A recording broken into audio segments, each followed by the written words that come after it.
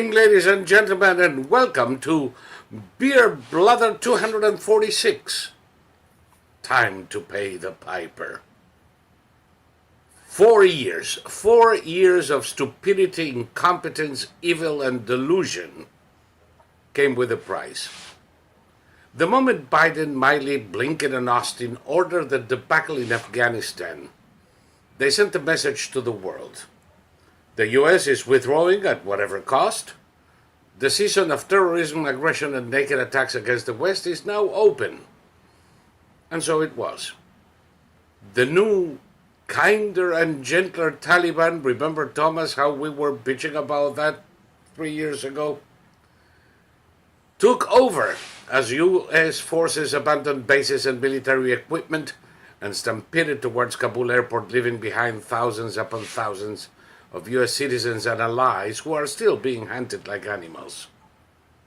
Iran, broke and on the ropes and ready to make a deal, resumed its campaign of terror in Iraq, Yemen, Lebanon, Syria, and around the world, aided by waivers of sanctions that allowed them to get their hands on hundreds of billions of dollars to strengthen and arm their minions from Gaza to Venezuela, culminating in the October 7th attack and the current war in the Middle East.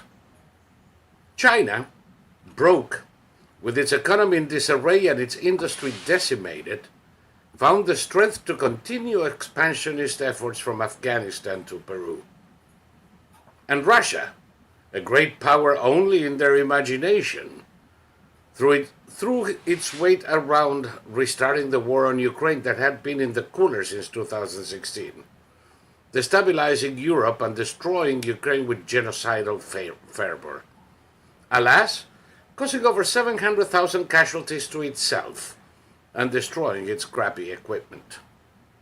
In this macabre dance of the absurd, the alliance of Islamists, woke socialists, and every other hater of the West produced the unspeakable.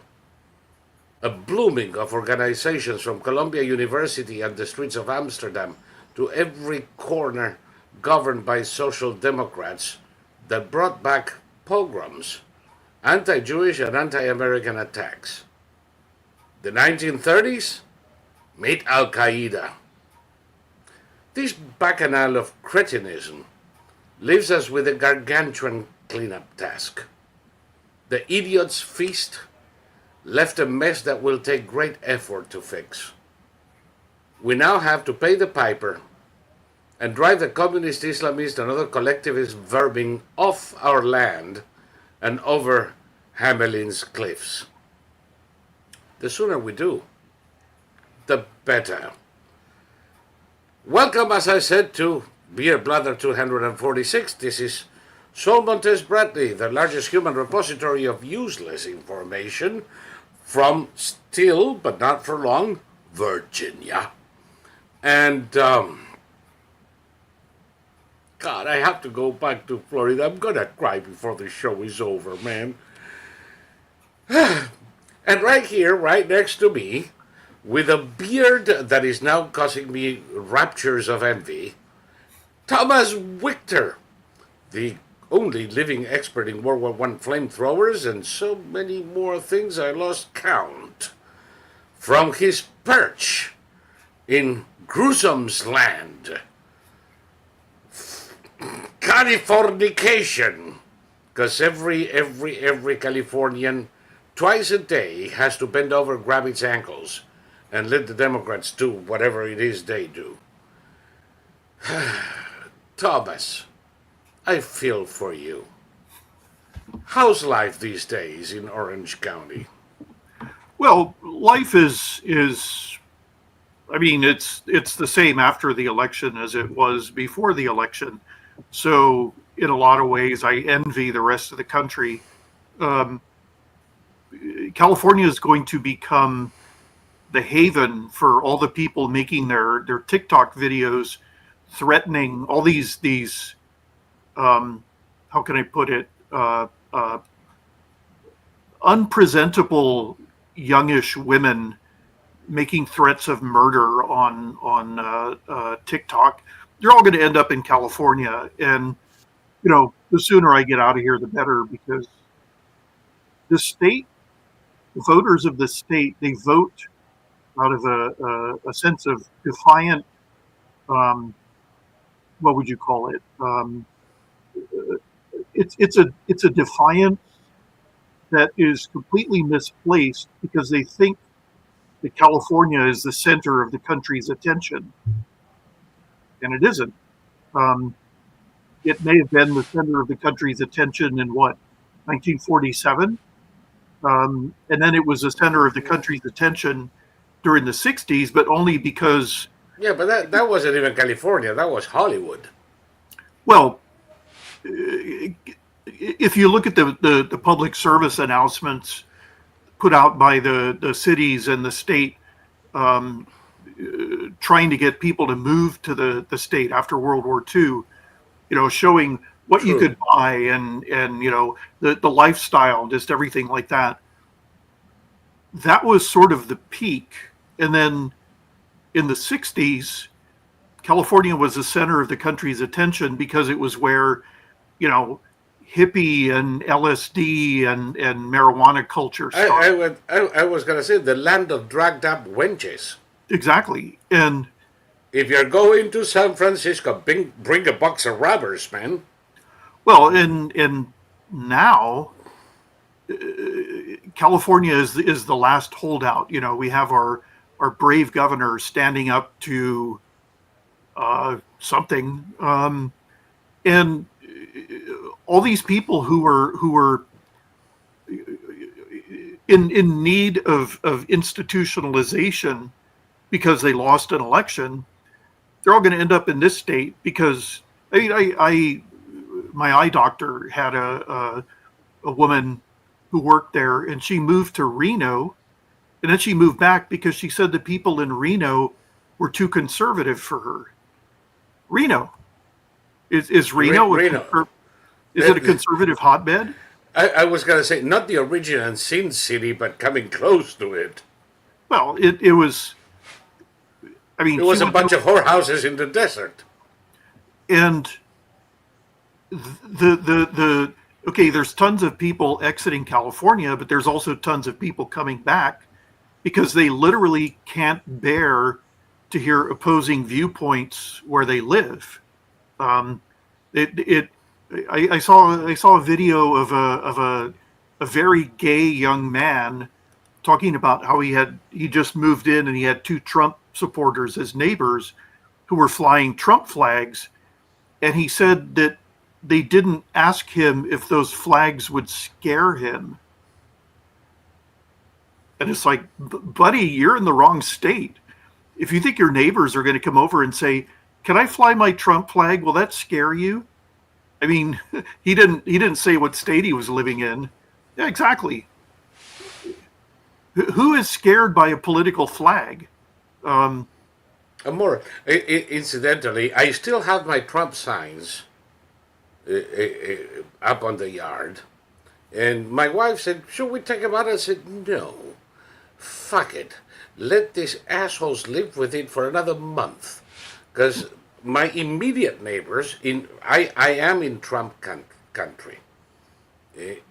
Trump won by a massive 30-point advantage.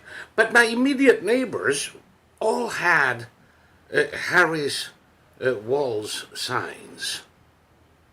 And on November 6th, when I came out, they were all gone. Hmm? They were gone. They don't want to admit it anymore. But my Trump signs, 2 Trump signs, 1 McGuire signs, are going to stay there. Like my big finger to the guys, here it goes. Here it comes. I think I'm going to leave them there until Inauguration Day.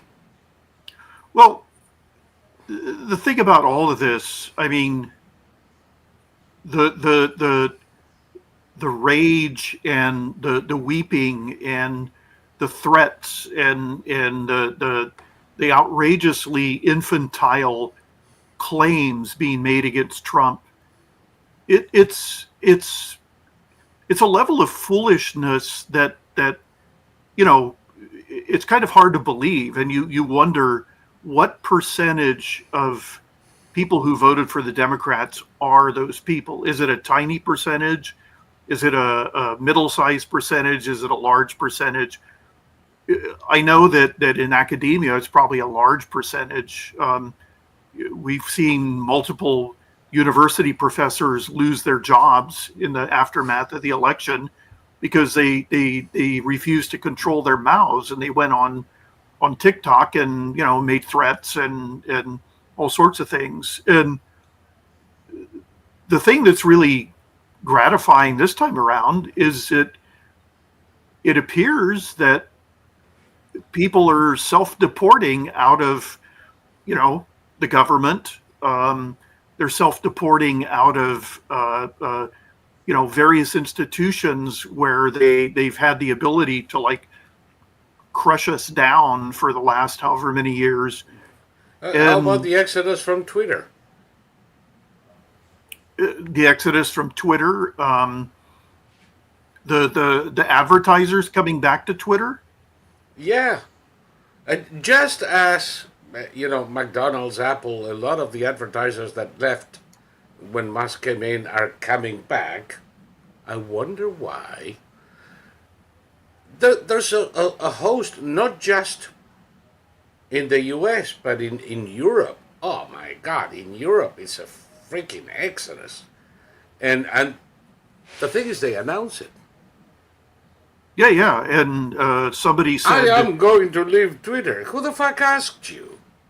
Well, somebody said to Jamie Lee Curtis, you're not an airline. You don't have to announce your departure time, Yeah. If you're going to leave, just leave. Please. And, I don't think Jamie Lee, I don't think I'm going to miss much. Well, they're all going to come back. They always do. And of course. In 2 weeks. The thing about the advertisers is that this proves that they were terrified of the Democrats, which is why they fled Twitter in the first place. Yep. And now that the Democrats have had their butts handed to them, they're ready to come back. And I saw something.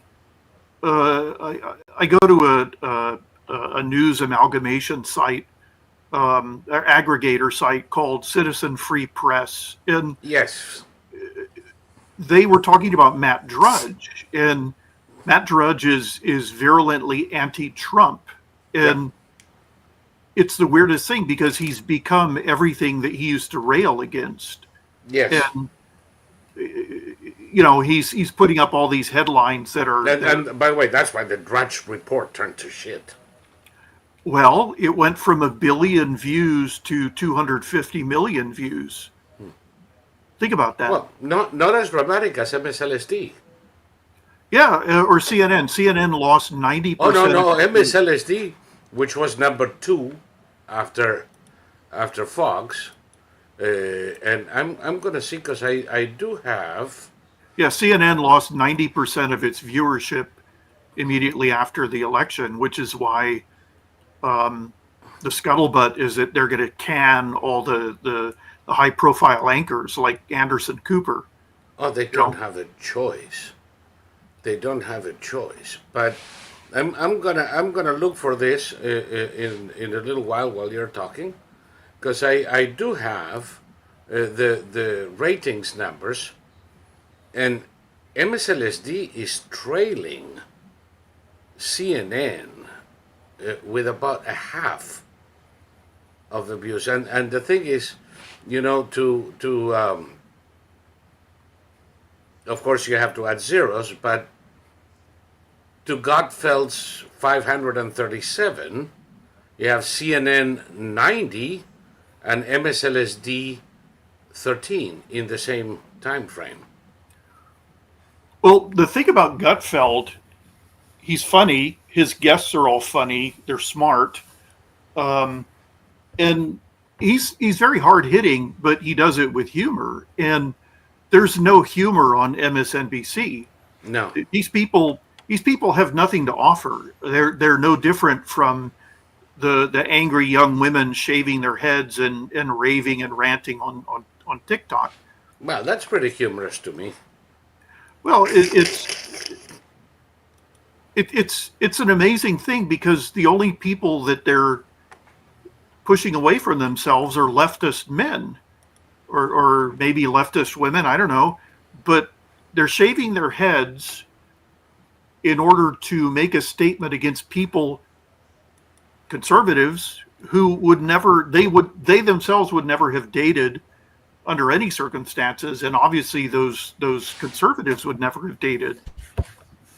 No, not at all. Not at all. Most of these women who say they're going to withdraw sex, the only answer they elicit from me is, "Please do." I would have never been interested in them anyway. Look at this: Fox News, CNN, and MSLSD. Cavuto 253, Jake Tapper 110, Wallace 94. No wonder the asshole is leaving. The 5, 442. Tapper again, 117. Wallens, not a shit. At 6 p.m., Brett Baer, 472. Wolf Blitzer, 72. Melbourne, 66. These you're going to love. Laura Ingram, 481 in the 7 p.m. segment. Burnett, 83. Joyce Reid, 76. Jesse Waters, 568. The Vanderbilt Queen, 85. Chris Hayes, the moron, 77. Look at this. Gatfeld, 529. Philip, 106. The last word, 53. And then we go into the Levin, 208. CNN Newsroom, 45. Ayman doesn't even make the fucking cut.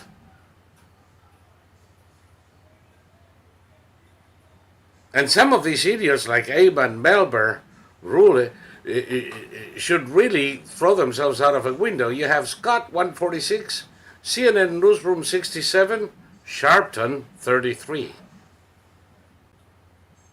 I mean, really, MSLSD took a dive after the election. Yeah. Yeah. I mean, from a number 2 to an audience less than 10% that of Fox. What do they have to offer?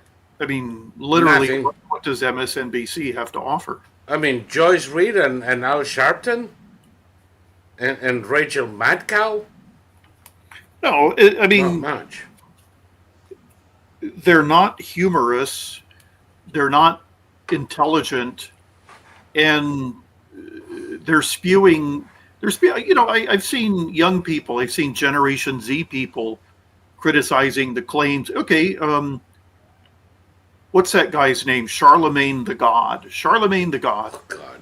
Yep. Charlemagne the God said, "Why are you having Trump at the White House if he's Hitler?" Which is a very salient question. He said, "What happened to all the Hitler talk? Why is everybody suddenly refusing to, refuting their own claims that Trump is Hitler? Why are you saying the election, we're going to have a peaceful transition to what, Hitler?" No, and I don't know. What's going to be interesting about the Democratic Party is that currently the progressives are fighting the establishment, and I think the establishment is going to lose because the establishment are all the age of Nancy Pelosi. She's 84 years old, and so I think the progressives are going to win, and that means they're going to lose elections for the foreseeable future. From your mouth to God's ears. Yeah. Because, here in Virginia, I'm afraid that our Republican revolution of 3 years ago may come to an end. Sure. As you know, Youngkin cannot go for re-election. Right. He would have to wait 4 years and then he can run for a second term. By the way, see why I don't like term limits? Yeah, I mean, yanking would be our best option by far. Term limits basically let the voters off the hook. The voters should be the people who are, creating term limits by voting intelligently. But, Yeah. So, right now, yanking running for re-election would be the best option we have. mhm. We don't have that option. We decided to take it away from ourselves without even knowing what the consequences would be. But in any case, so we're going to have an election next year that is going to pit uh, Spanberger, a stupid cow, former CIA, a Democrat to the core, and a parachick by definition. And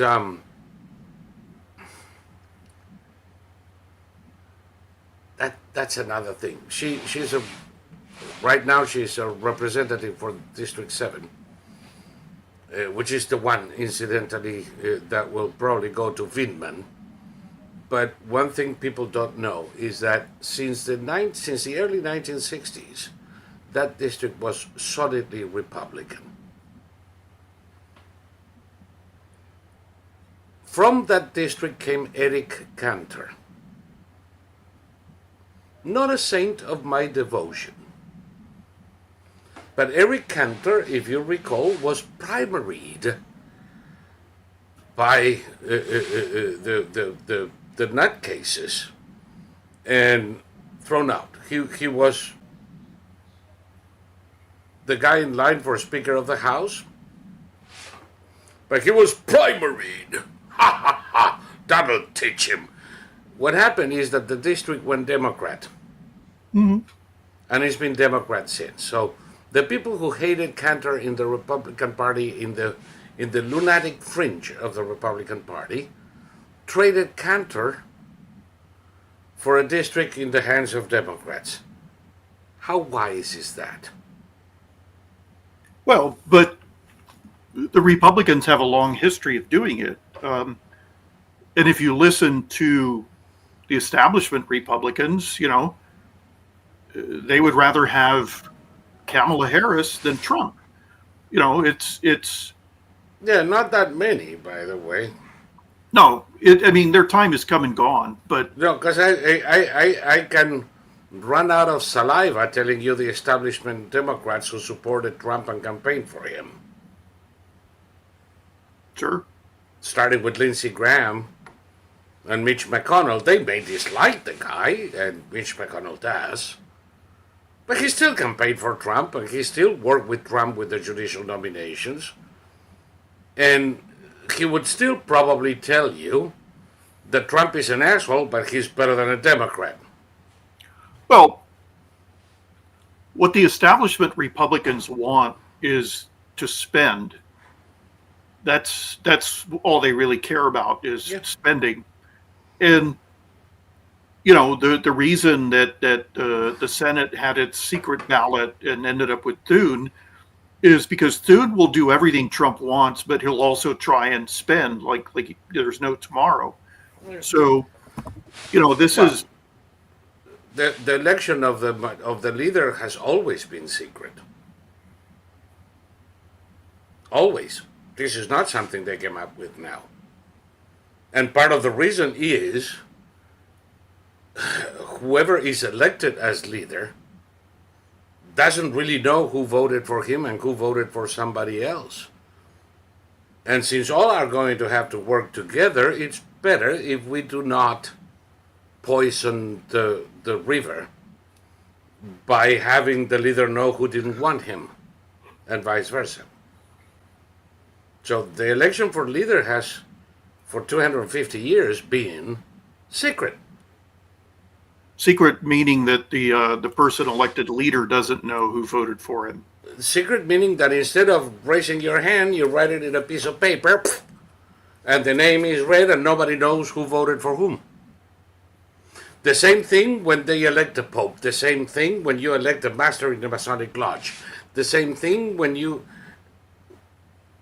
want an election and you don't want to create rivalries with it. It makes perfect sense. It always has been like that. On the other hand, you know, I came out and I said, Scott, okay, but Scott is like the newest kid in the block. Mhm. And the tradition there is that people advance, and as they stay longer in the Senate, they rise through the chairs and eventually become a whip or minority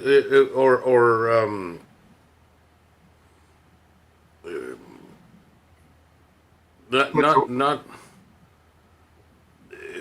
well, in the House it would be whip, majority leader, and speaker. In the Senate is the equivalent. You have the guy who gathers the votes, the deputy leader, and the leader, and the guy who's the deputy leader is the guy in line, and he really has to do something outrageous not to be elected. I wanted Scott, but I understood it was going to be Thune from the first moment. Now, it's quite a mix in the Senate. You have Josh Hawley. Mhm. Josh Hawley seems to be a rather staunch conservative, right? Mhm. Then why the fuck is he calling for legislation to limit interest rates on credit cards? Well, Since when because is that a function of government? well, it isn't, but it's all about getting people to see him as, a hero, that sort of thing. He's a demagogue. Yeah, but And what he's proposing is collectivism. He wants the government to fix interest rates that banks can charge. yeah, and this is classic, as you put it, demagoguery. This is what politicians generally do when they screw up the economy. Then they turn around and they say, "Look at the banks. The banks are charging you these outrageous interest Yeah. rates. Let's make them stop it." Right. And why are they doing that? Because of the Because economy because that the because the created. cost of doing business. When Dodd-Frank eliminated the ability of the banks to charge for their services in other ways, interest rates went up because they gotta pay their employees' salaries somehow. Yeah, I mean,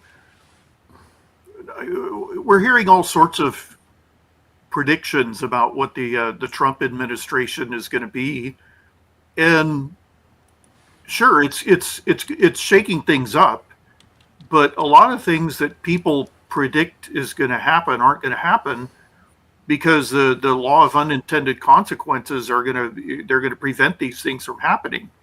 Yeah. No, I don't think, by the way, that we are going to have a law signed by Trump telling banks they cannot charge more than 5% on interest rate in credit cards or some shit like that, whatever the number is. Part of the deal is, if you were a bank and you couldn't charge more than 10% per year on interest rate on credit cards, who would get a credit card? The quick answer is about 70% of the people who now have one wouldn't. Mm-hmm. Because your credit would have to be way over 750 in order for a bank to take that risk. Simple as that. Yeah, and that's what I was talking about, the law of unintended consequences. Yes. I don't But know. this one is a very foreseeable consequence. I have 5 credit cards. I got credit cards back in the day when they were throwing all these Oh, yeah. offers at you. And the way I've made it through the Biden years was by putting things on credit card and then gradually paying them back. And so Yes. what people don't understand is that if you charge a lot on your credit card and then you pay it back, your credit score goes through the roof. Yes. So this is all intertwined, and the worst thing that can happen is for the government to step in. You mentioned Dodd-Frank. I mean, holy God, that idiot on Fox, no, on CNBC, Jim Cramer. Jim Cramer said that Oh God. the smartest guy in the world when it comes to finances is Barney Frank. And it's just like, Well, you know the Kramer rule in the stock market. whatever he says buy, avoid, and whatever he says avoid, you buy. Yeah, because he's 100% wrong 100% of the time. Yep. The son of a bitch is like the greatest landmark we have. When he says that Barney Franks is the most intelligent person, you know he's the biggest idiot. Well, it was Barney Frank who said that the subprime real estate market was solid as a rock, and he said that a matter of weeks before we had that massive, Yeah. collapse. Well, he was the guy that pushed legislation against redlining. Mm-hmm. Oh, let me see.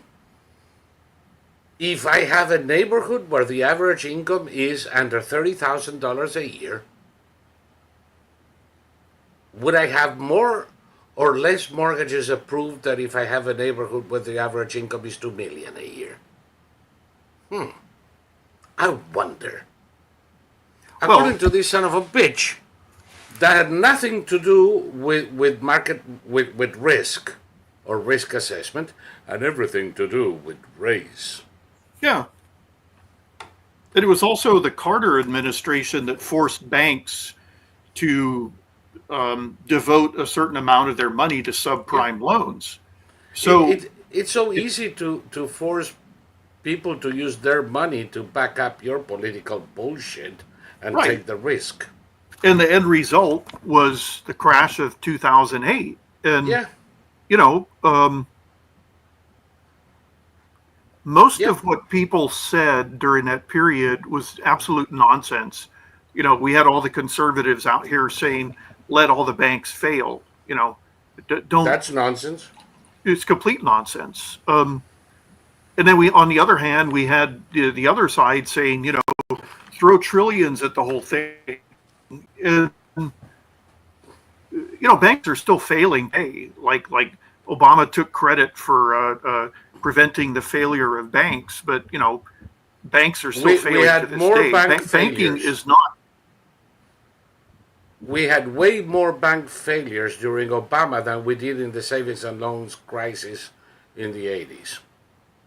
Right. And Way more. when people think of banks, I'm biased because my maternal grandfather was a banker, and he came from a long line of bankers. My maternal great grandfather went around and he went around for Roosevelt and did research and wrote reports on the central banks in Europe, for example. And so I know a bit about banking, and the notion that bankers are guys wandering around with their cash, their pockets stuffed with cash, it's absolutely crazy. And all the banks that are failing are like your small neighborhood banks. Yes. And if you end up with like five banks, and that was regulation. That was regulation. And That was regulation. if you end up with five banks, there's banks. I don't have any problem with my bank, but that's only because I've been a customer for them for like 40 odd years. And, once you've been with them that long, they tend to treat you really well. And, but there's banks. My brother has credit cards with a certain bank that I won't name. And it's a disaster. Like they have no idea what they're doing when it comes to, they just arbitrarily told him he hadn't been making payments on his credit card. And he had the paperwork, but the bank didn't have the paperwork. So the bank was sending him the paperwork, but then they also said they sent him a notice saying he hadn't paid his credit card in months. So he had to go down because they were like demanding they were going to send the collectors after him, and he had to go down. And it took him 5 separate in-person trips to they would get it all settled out, and then he would get a message back saying it hadn't been settled. And nobody knew what they were doing. They all seemed like they were very low IQ people, and this is a problem with this particular bank. It's well known for having this particular problem. So if we end up with 3 major banks in the country, we're going to be in trouble. Yes, we are. More than people realize. Yep. And nobody did more for that to that end than the Democrats. Dodd-Frank was the death knell for 3,500 neighborhood and community banks. Yep. Who couldn't keep up. And part of the deal is, I keep telling people, I was in Morgan Stanley at the time. And I spent a whole month, 8 hours a day, doing continuing education on the new regulations. There were 70,000 new regulations that were spewed after Dodd-Frank.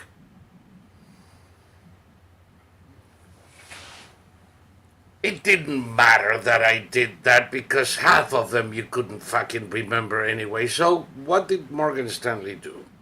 They hired a few truckloads of shysters. They put a direct number and they told us, before you do anything, call this number and they'll tell you how to do it.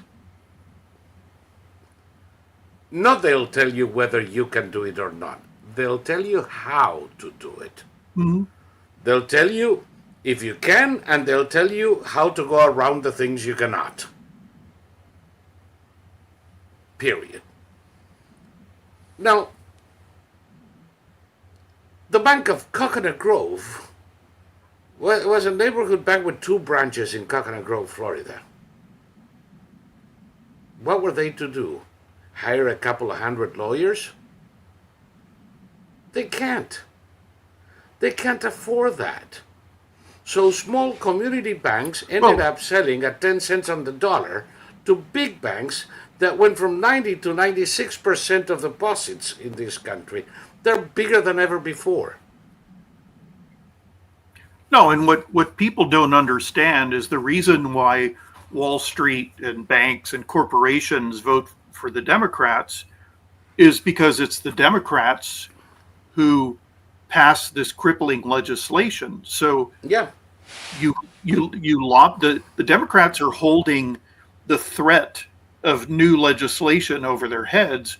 Yep. In exchange for votes and exchange for money. Yes. So that's why when you hear big pharma is in bed with the Democrats. Well, big pharma is in bed with the Democrats because the Democrats can always pass legislation that will make it impossible. It'll to recoup the investment on the drug. Obamacare. I lost my doctor. They said, you can keep your doctor. No, he had to retire because he couldn't bring his practice up to the arbitrary standards set by Obamacare. And the medication I was using for my gastroesophageal reflux disease and one of my eye drops were suddenly no longer covered. And I could pay $400 a month for each, or I could go to a different medication that wasn't as effective. So, this idea that Dodd-Frank and Obamacare helped us sure didn't help me. That's bullshit. It didn't help anybody except 5 insurance companies.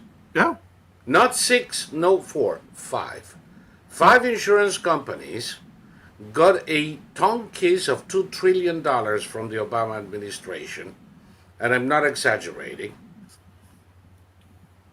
And not only did they get the tongue kiss of the 2 trillion over 10 years, they also got their competitors wiped out. Mm-hmm.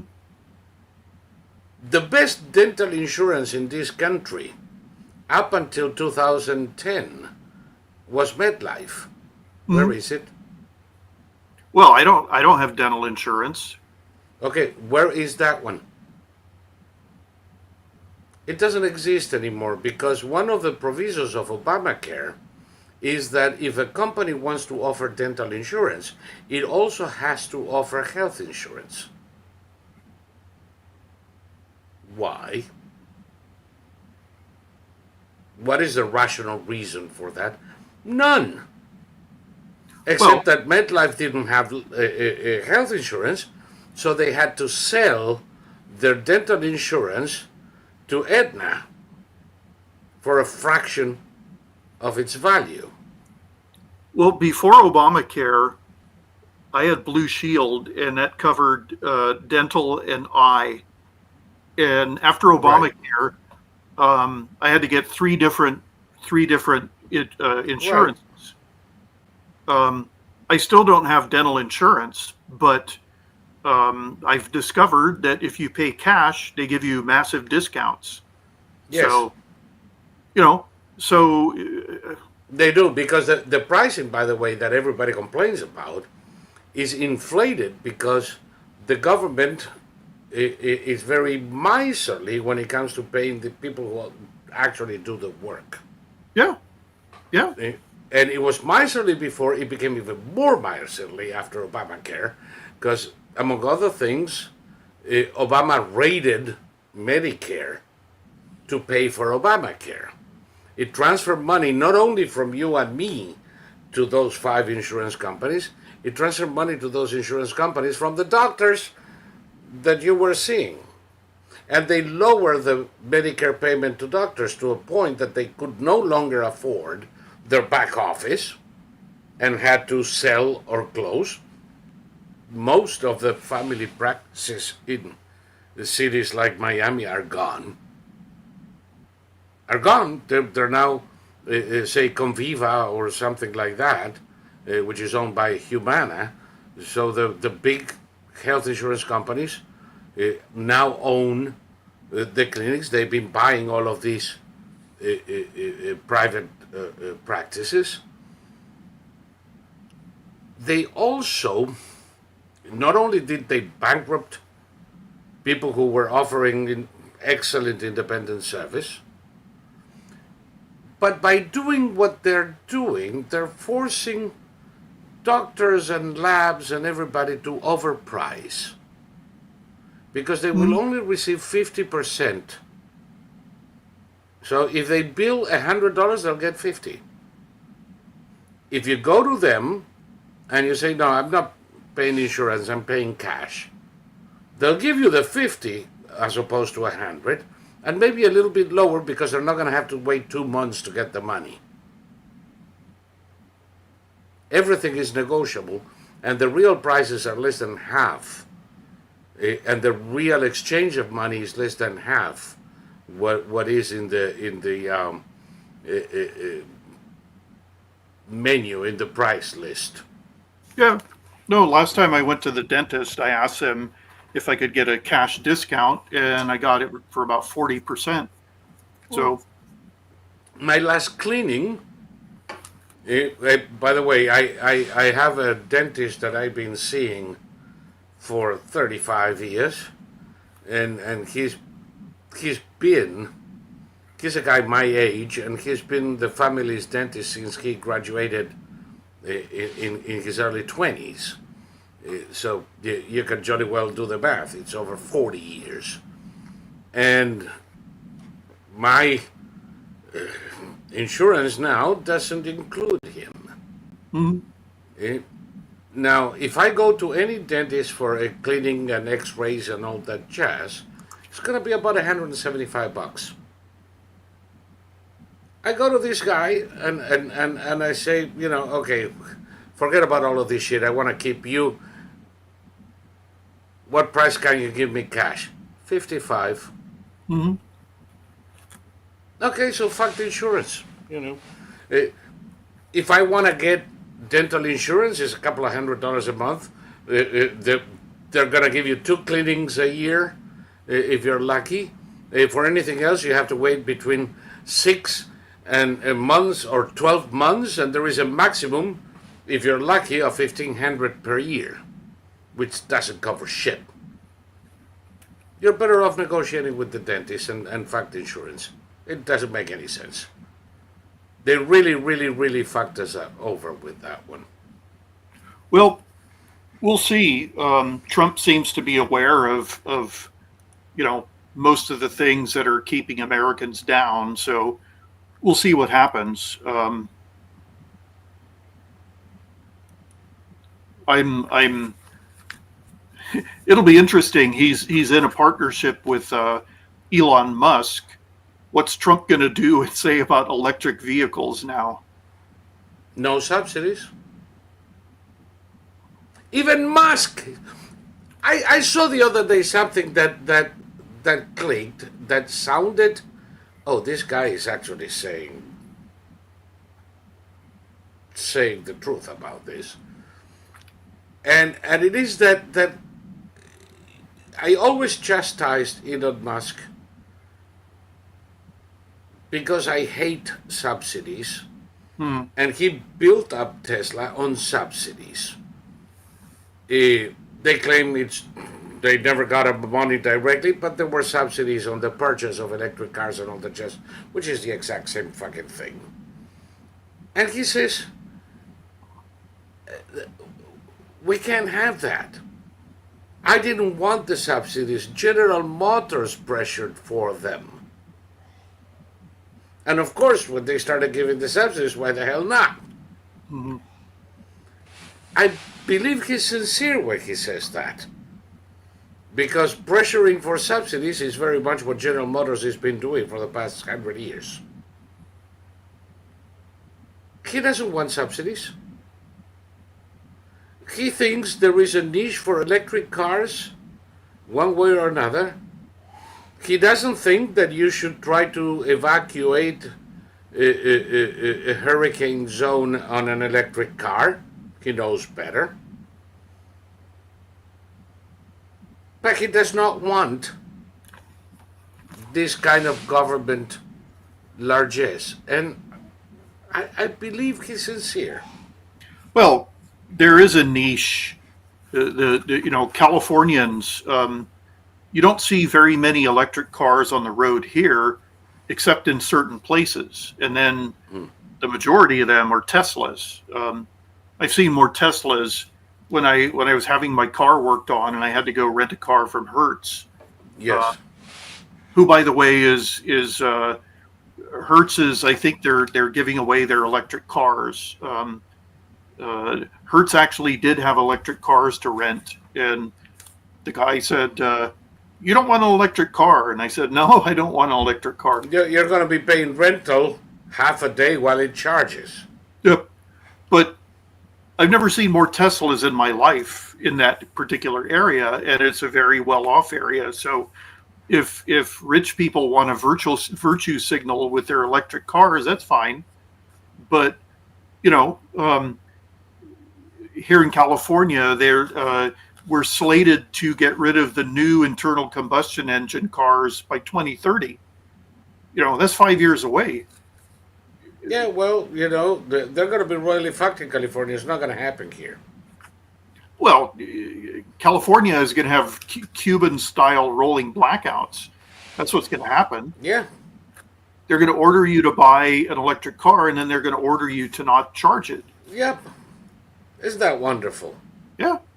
A friend of mine sent me videos of people helping rescue folks from these awful flash floods in Spain. There are hundreds of dead. It was a major catastrophe.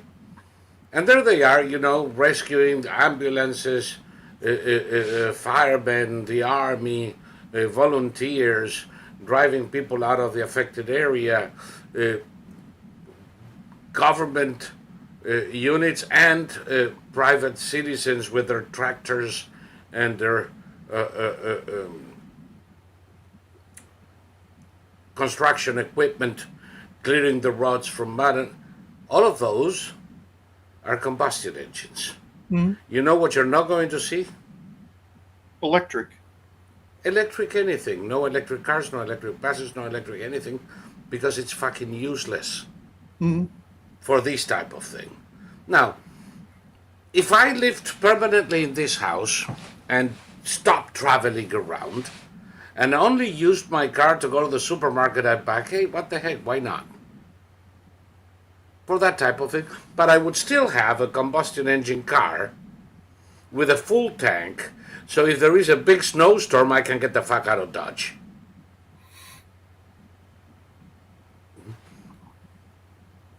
But then again, I could use a golf cart for that.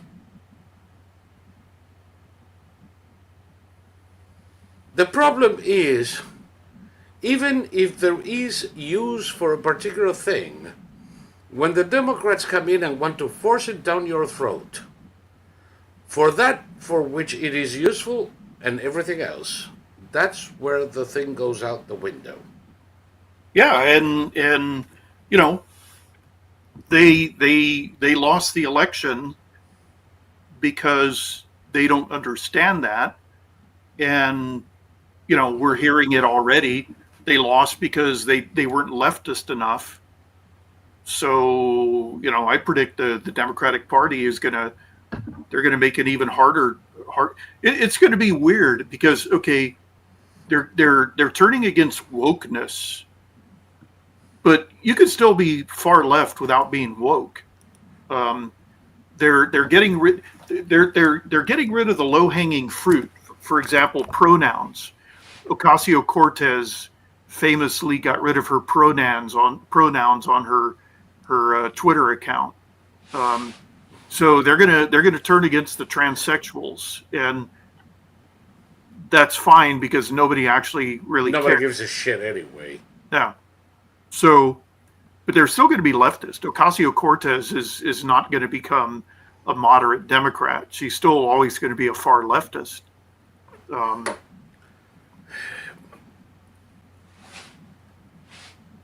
I don't see any of them changing anytime soon. No. Even those who claim to have changed.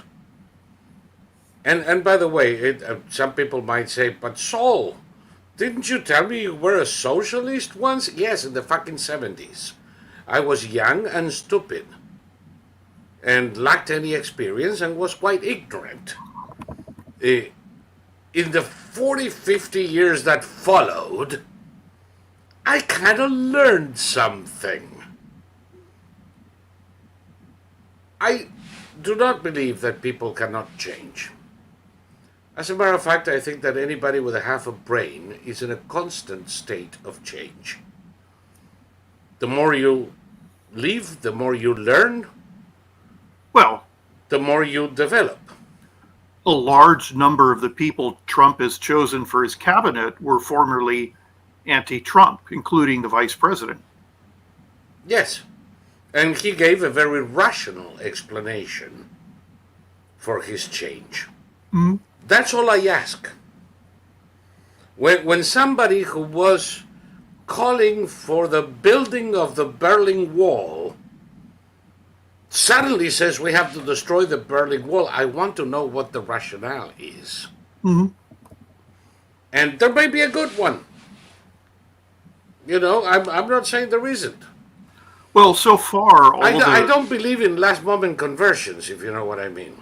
So far, all the high-profile former anti-Trump figures have given good reasons for why they've come over to Yes. Trump's side. You know, Let me clarify something because I'm going to say something that I don't know if you're going to like or not. But yes, many of them have. Some have not. And I'm not going to go against them. I'm not going to say that Trump shouldn't appoint them to anything. On the contrary, this is how we find out. And I'm more than ready to admit that I was wrong on a particular person or not. But let me show you this video. I think you know which one I'm going to show now. Of this woman who was a die-hard Democrat socialist most of her life. Her father was a die-hard Democrat of the left extreme of the Democratic Party in Hawaii all of his life. She ran in the Democratic primary for president 4 years ago. Mm-hmm. 4 fucking years ago. Not 40 years ago. 4 years ago, she was running for president in the Democratic primary.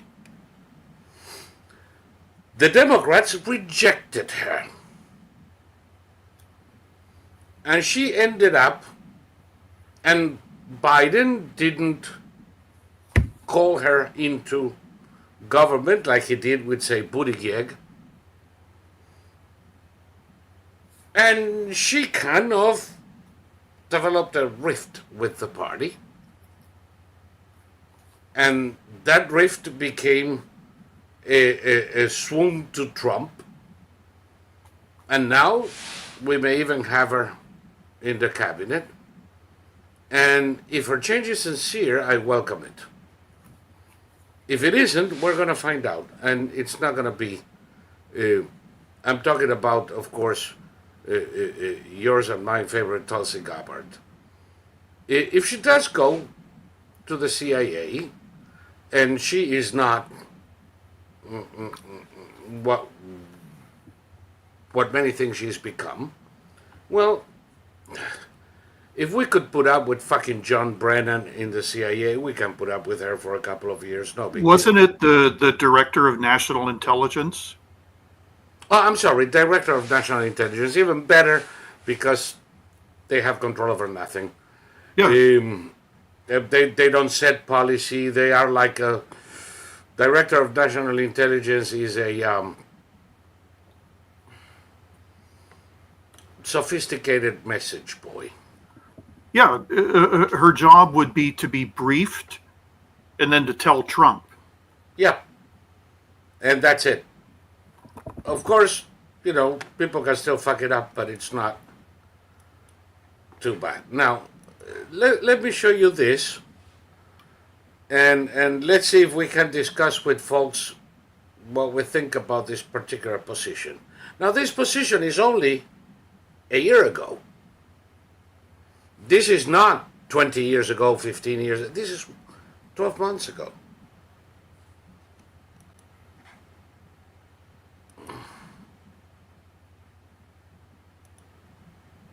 Presidents Putin, Zelensky, and Biden. It's time to put geopolitics aside and embrace the spirit of aloha, respect, and love for the Ukrainian people by coming to an agreement that Ukraine will be a neutral country, no military alliance with NATO or Russia, and therefore alleviate the legitimate security concerns of both US and NATO countries as well as Russia, because there'd be no Russian or NATO troops on each other's non-Baltic borders. This would allow the Ukrainian people to live in peace.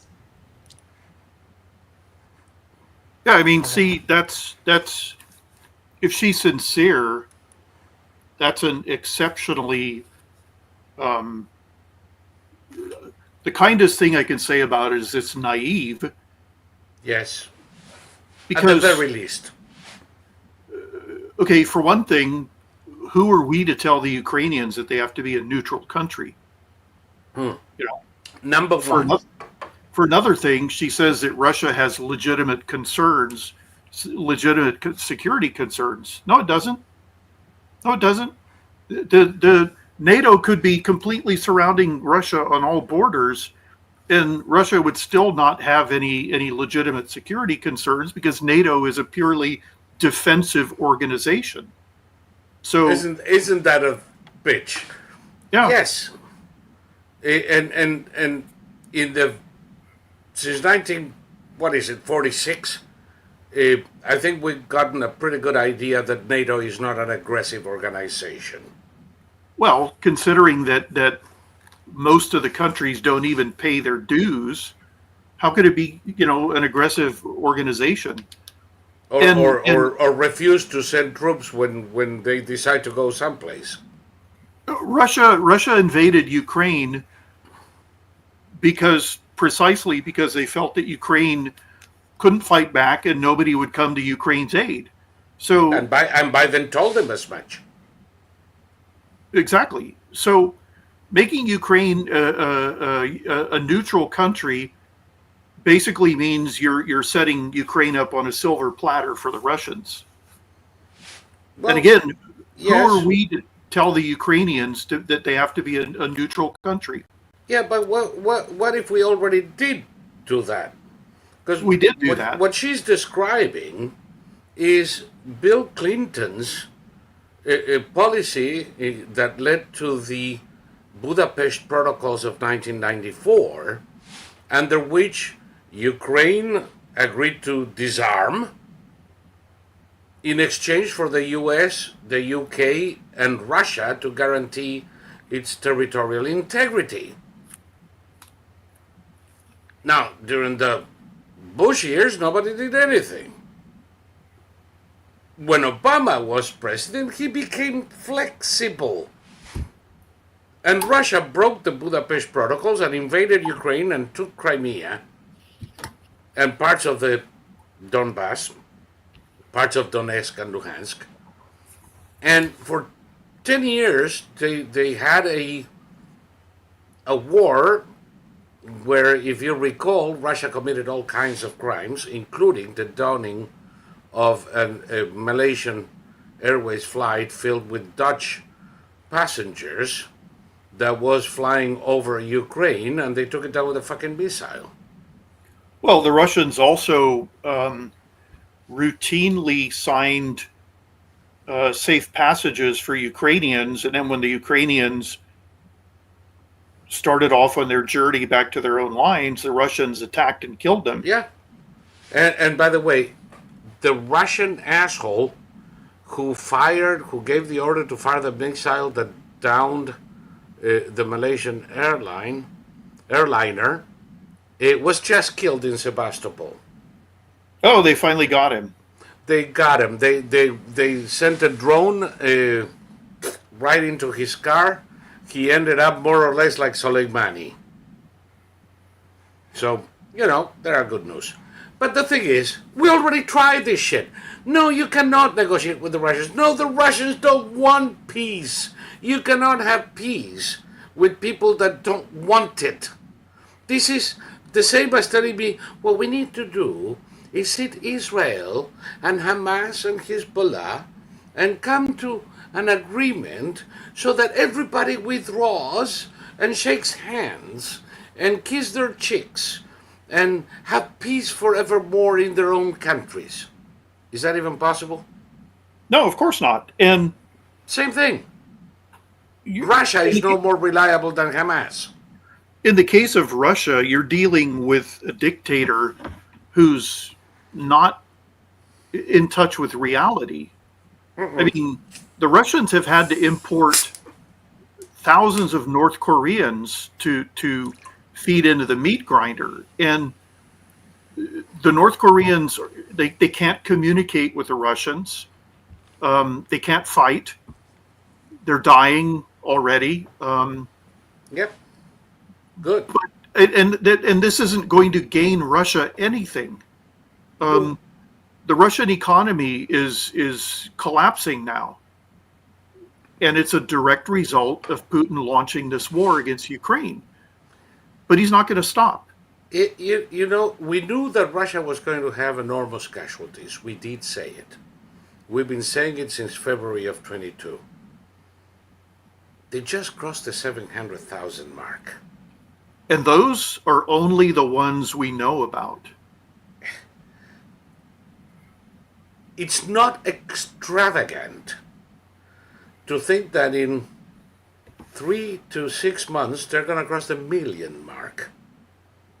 Well, see, the thing about Russians, there's a former investment guru known as the Russian Dude, and the Russian Dude is now a Canadian citizen, and his family has split down the middle over the Ukraine war, and one of his cousins has been physically threatening physical harm on the Russian Dude because the Russian Dude um, he totally Opposes the war. he opposes the war and he's fully on the side of the Ukrainians. Well, this cousin recently fled Russia to avoid getting sent to Ukraine, but he still is threatening the Russian dude.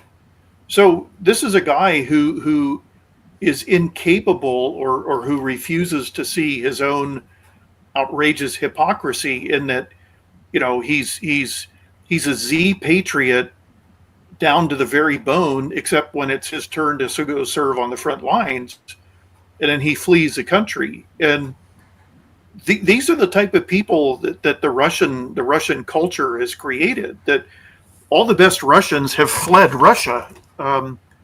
And okay, I don't understand. Well, I guess I do. Even the anti-Putin Russians, you know, they have a connection to Mother Russia that they'll never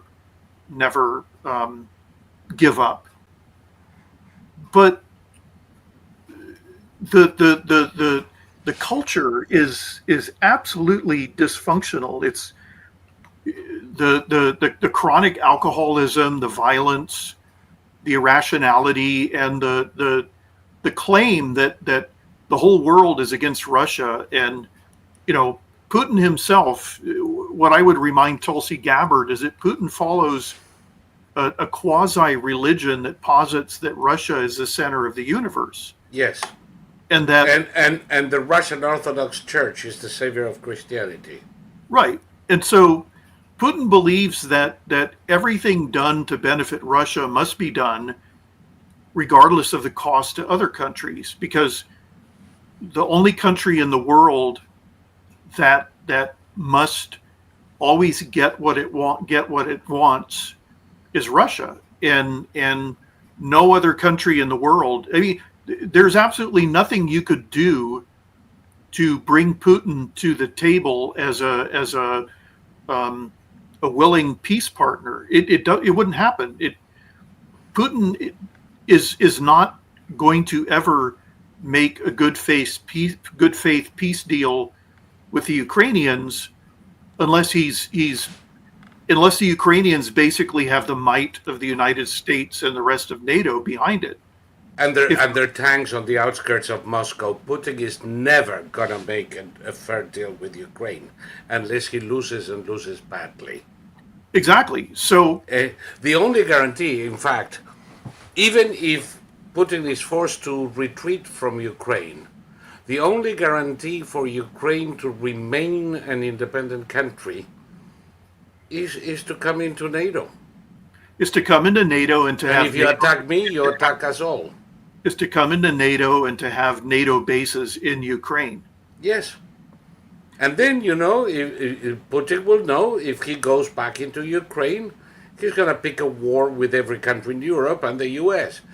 Good luck with that one, asshole. You couldn't win a war against one of the poorest countries in Europe, Yeah. if not the world. So what does that tell you?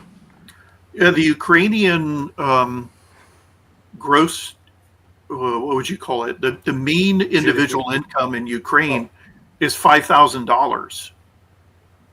Yeah. I think in the U.S. it's around 38,000. No. Higher? 48,000 right now. Okay. So, you know, it's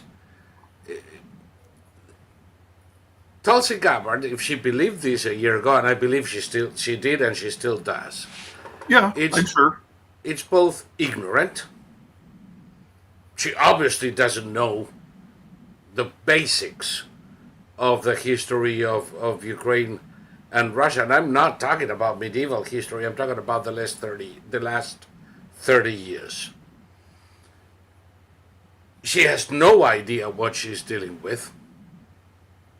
And this aloha bullshit is long on feelings and short on facts. Well, Tulsi Gabbard is natively a very, very intelligent person, as you can hear by the way she speaks. But I think her intelligence convinces her that she doesn't need to look into, what's been going on between Russia and Ukraine, because she already knows the answer without having to do any research, because she's so intelligent, that sort of thing. And if she's made, pardon me? And Daddy told her so. If Trump makes her the director of national intelligence, I have no problem with that, because the DNI has no statutory authority. The DNI is basically exists to be briefed. The DNI cannot send spooks out somewhere else. No, it's a clearinghouse for information and no more. Yeah, and Tulsi can't go back to the Democratic Party. They're already starting the Democrats are going to try to block every appointment. Pete Hegseth is a white supremacist.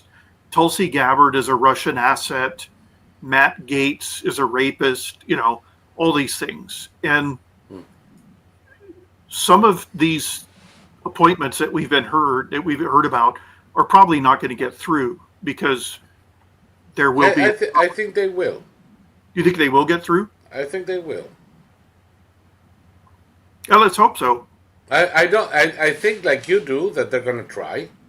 I think that some will be fraught, but I think that Trump has the tools to get them through. Yeah, he definitely does. He just has to be. One of the things he's doing now. Remember the hullabaloo in 2017 when the Obamanites were slow walking the clearances for Trump appointees.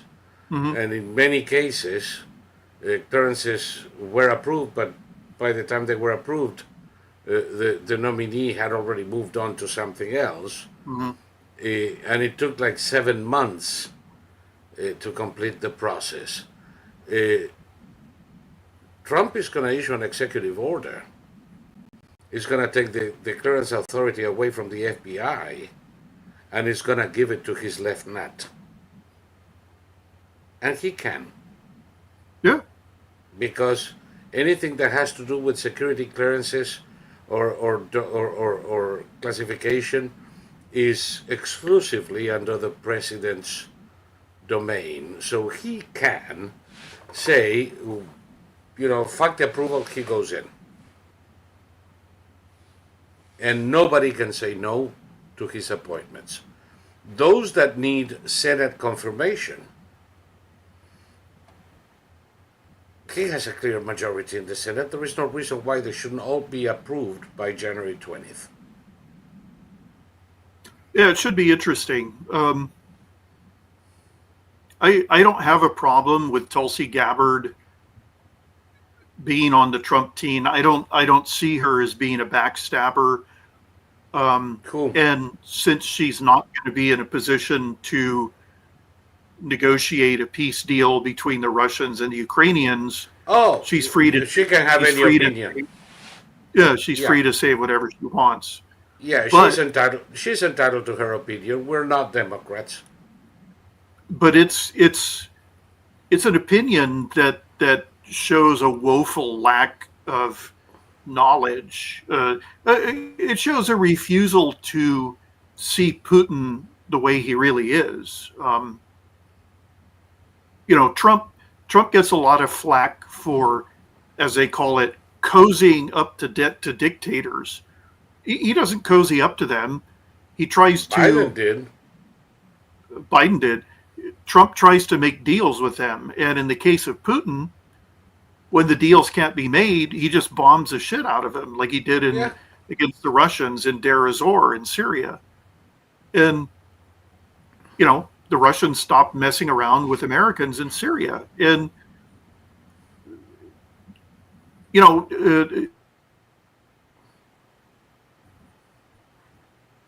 Uh-oh. what the Israelis are doing right now is an impact all over the world. See, I foresee, I won't say, I mean, I don't know against whom, but okay, we were told that the Biden administration told the Israelis to not bomb the Iranian nuclear research facilities, and we just found out that they actually did do it, you know, almost a month ago. So This is what the Israelis did. Exactly. And because by there the was way, no reason. that's the one we just learned. The parching one is the one we just learned. We don't know everything. We don't know everything the Israelis did. No. As And far I'm as sure I the know, there could be Americans another don't either. 10. Well, I'm sure the Americans don't know either. Remember Well, the Americans learned as it was happening because we have satellites training there. We know what happened. But of course, the U.S. is not going to come out and say the Israelis destroyed Iran's nuclear program just after we told them not to. Trump may do that just to shove it up Biden's ass. Yeah. But the thing is that the Israelis did, on 26 October, destroyed the nuclear research facility in Parchin.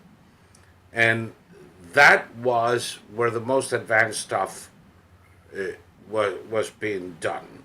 That's where the nuclear bomb, if it was ever finished, was going to come out of. They also destroyed the missile factory.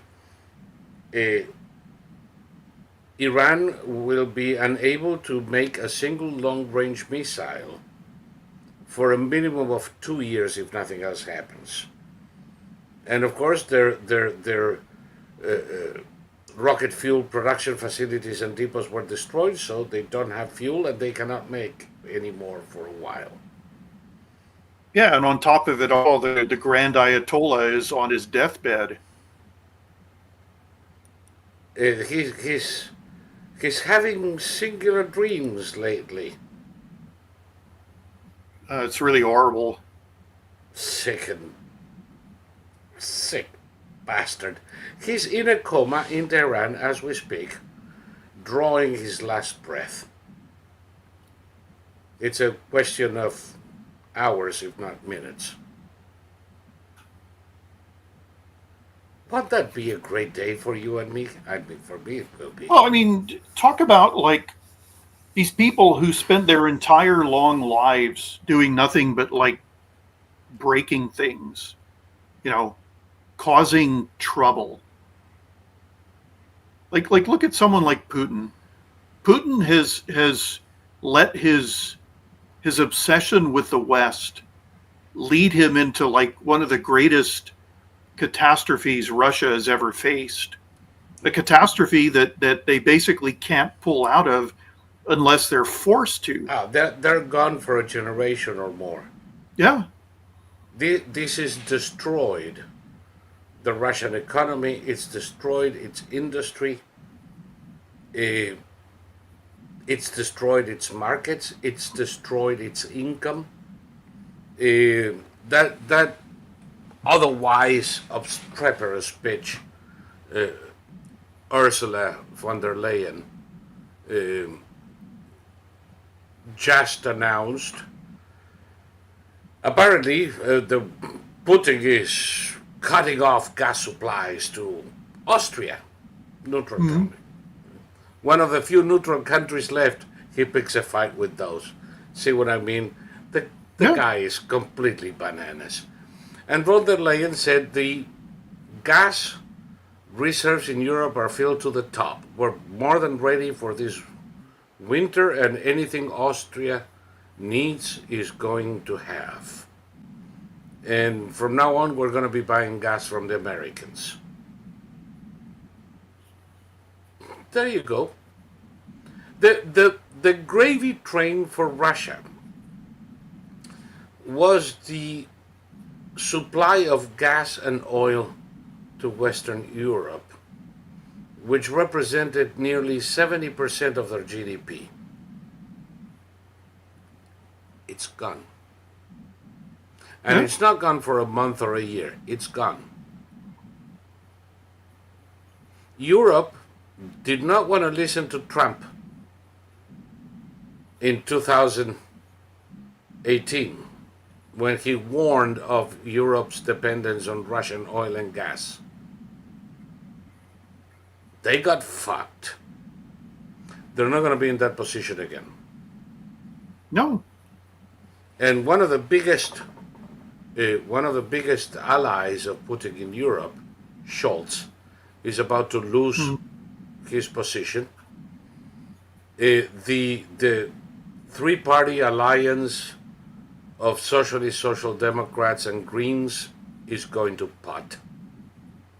There's going to be elections on February the 23rd, and you should expect the CDU and Allianz für Deutschland, which is Allianz für Deutschland, scares the living fuck. It's like the German Trump, you know. It really scares the living shit out of them. They're going to have several regional governments, and they're going to be the second force in Germany. And the CDU can only govern with them. So there's going to be a lot of reshaping of the political landscape, which is going to make these naive bullshit statements from Tulsi all the more obsolete and irrelevant. Another controversial appointment, apparently, is... Oh, no, wait a second. Before we leave, a lot of people say that the U.S. is doing all the heavy lifting. Europe needs to do something for Russia, because the idiots don't know that the U.S. lags Europe in support for Ukraine. The country that has contributed the largest percentage of its own GDP to assist Ukraine is Poland. Almost 5% of their GDP. 5%. We have a GDP of 34 trillion. 5% would be something like 1.5 trillion. Well, see, in terms of raw dollars, yes, we've paid more than Europe, but in terms of percentage of the GDP, some countries like Estonia, I mean, they've basically given up their armed forces. The Finns, Yes. the Finns gave the Ukrainians all of their heavy artillery. You know. Yep. So there's only so much a country like Finland Can do. Yep. Look at that. Poland is the number one, 4.91% of GDP. Exactly. We gave tanks. This is the list of equipment the Poles gave them. 100 million cartridges. 100 million cartridges. Now, remember when Trump gave Ukraine Starlink sets? When Musk did? Yes. Well, he gave the sets, but somebody has to pay for the service. Yep. The Poles are paying for it. Well, the Poles also just made a deal with South Korea. The country that buys the most South Korean tanks outside of South Korea is Poland. And the Poles just made a deal with the South Koreans. The South Koreans were building a factory in Poland to build tanks and armored vehicles. And the Poles just made a deal where this factory would be increased by, 400%.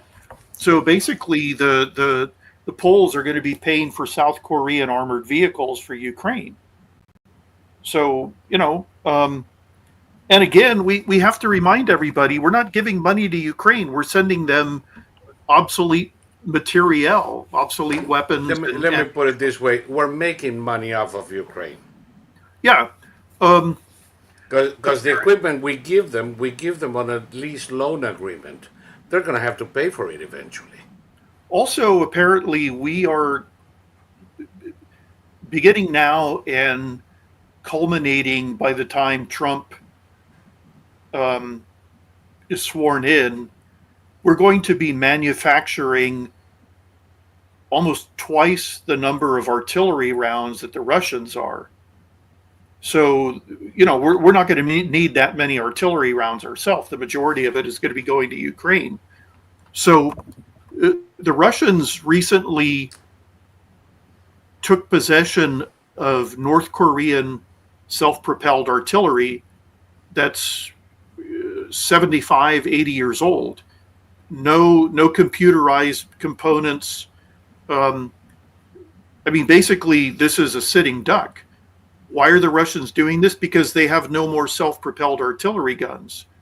They've lost all of theirs in combat, and they don't have the capacity to make them either.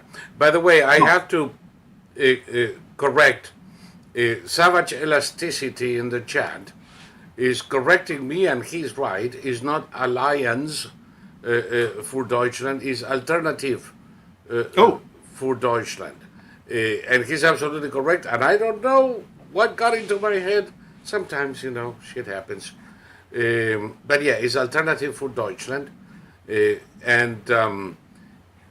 interesting because, of course, the Lügenpresse, the drive-by media, is already talking about Alternative für Deutschland as, a neo-Nazi organization.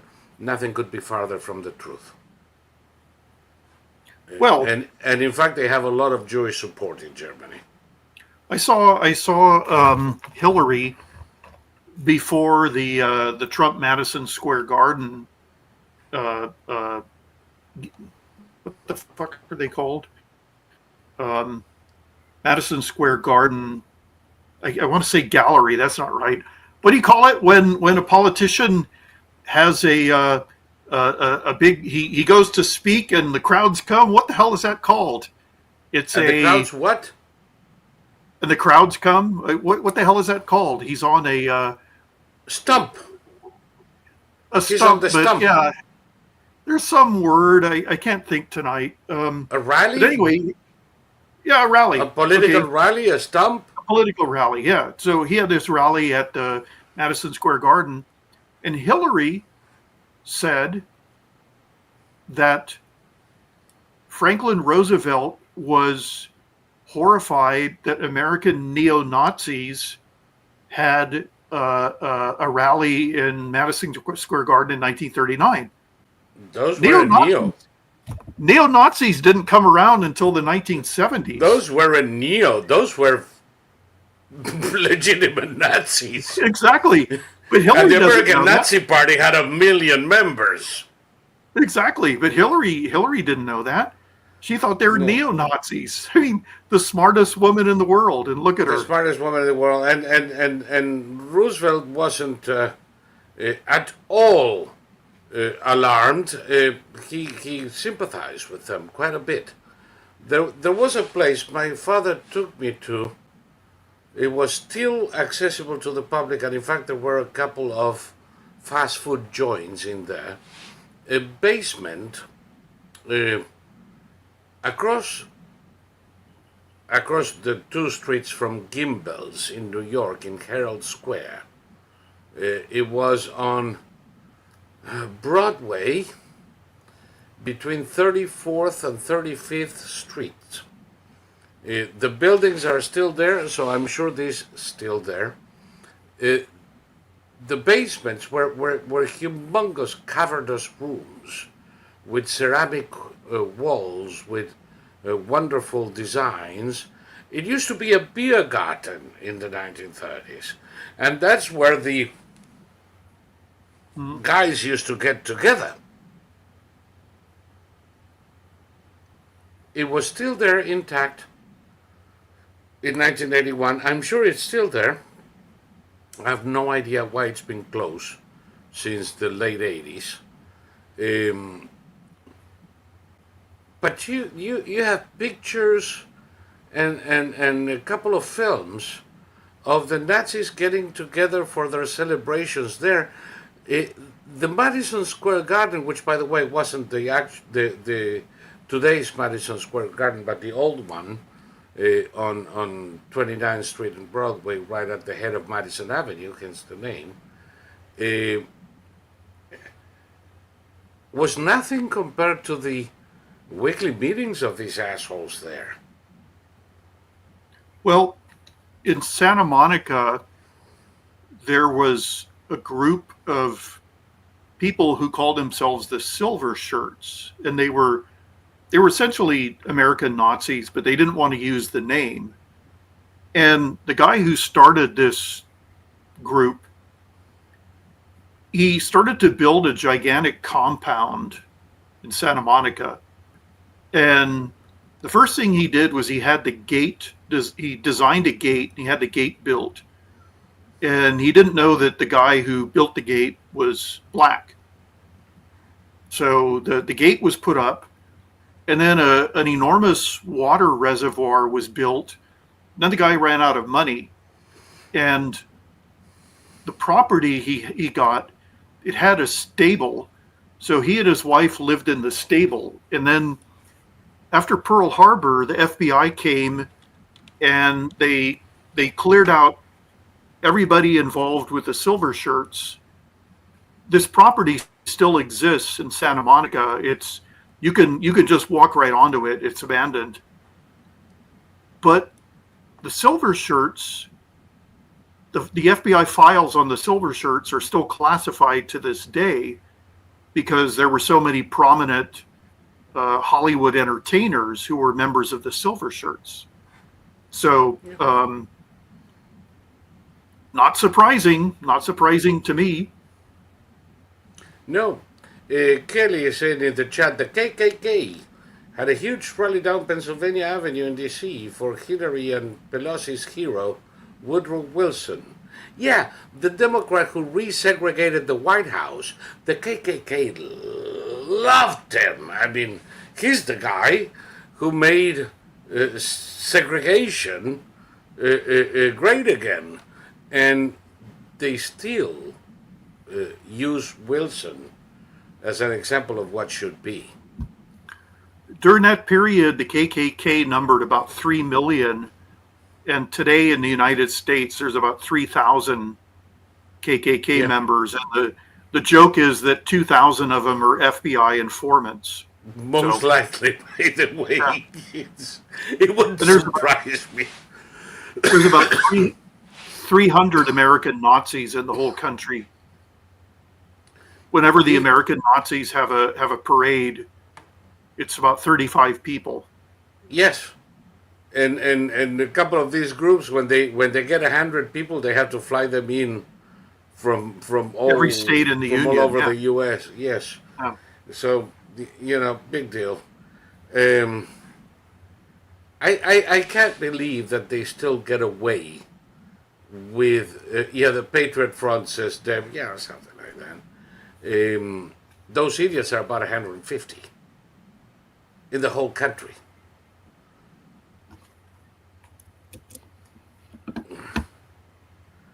Twelve of them showed up in Cincinnati. Imagine that. That's a big deal for them.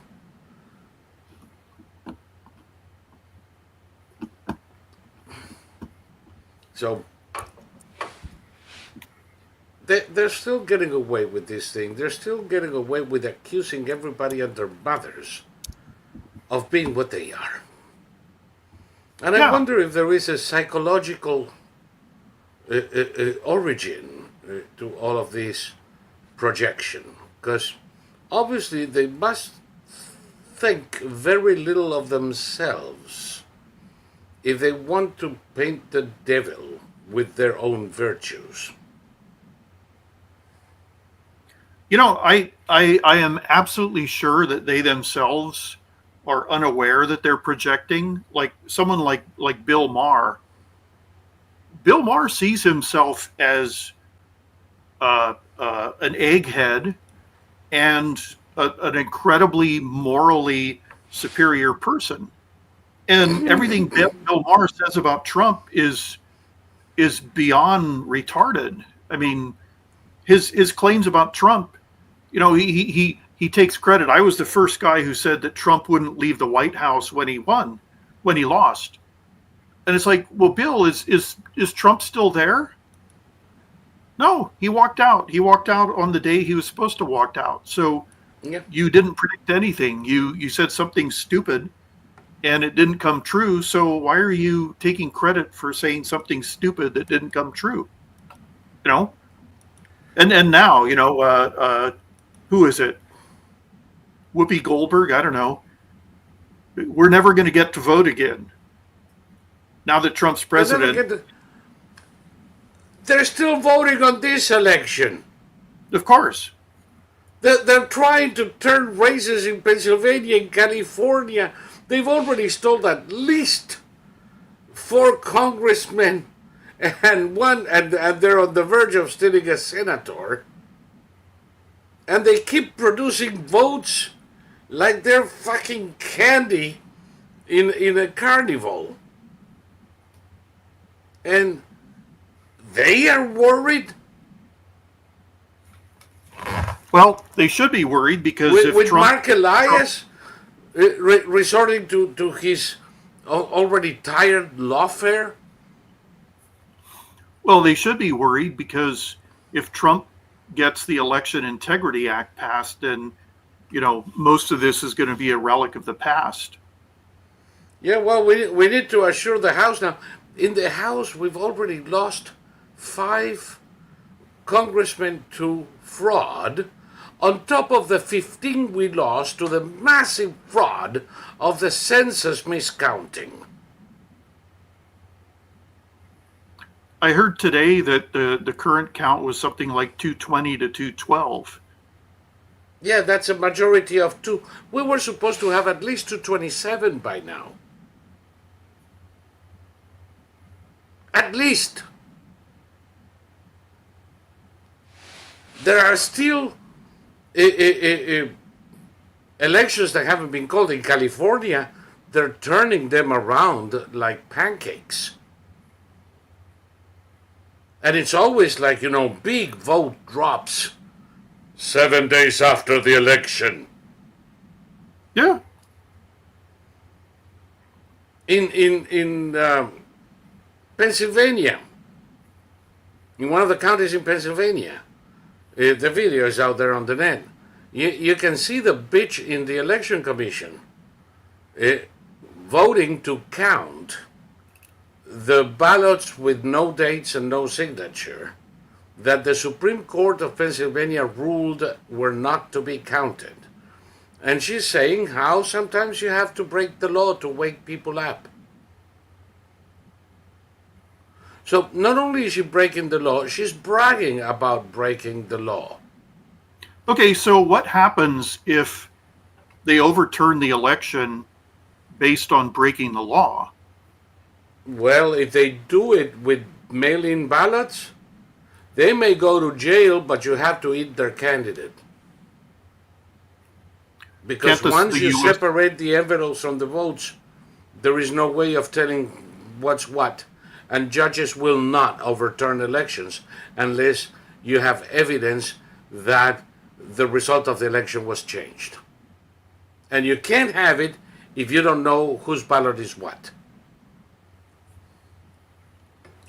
And that is what shamelessly is what this woman was bragging about. We're going to steal it and you cannot do anything. Well, Pennsylvanians should have voted in a much higher margin then. No, they should have. I hope we. And when I say the census count, the census office is already admitted that they overcounted California, New York, and other states.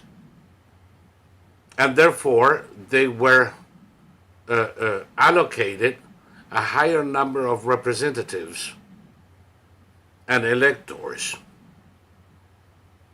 If you use the actual, the real numbers, the corrected numbers from the census, winning in the same jurisdictions, in the same states Trump won, instead of 312 delegates, he would have 327. And we wouldn't have 212 representatives, we would have 232. So they manipulate the census to put electoral votes and representatives in the hands of Democrats who then cook the books. Then they cook the books. And it's going to be a fucking miracle. Remember that popular vote that Trump was winning? Then I say, wait a second, they haven't finished counting yet. Guess what? He doesn't have it anymore. 2 million votes materialized in the past week.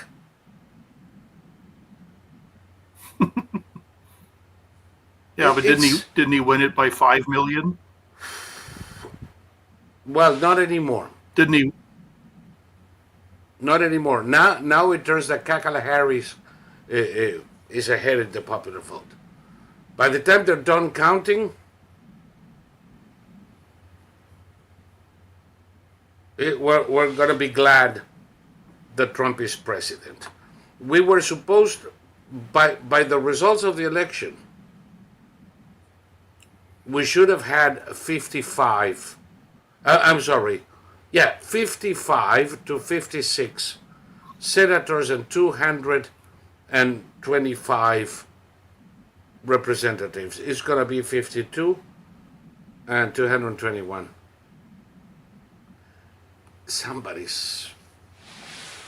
They're incorrigible. They are incorrigible. Oh, that's why we need the Electoral Integrity Act. We do desperately. And now, of course, Matt Gaetz, who did not have to resign now, he could have jolly fucking waited until after the speaker vote.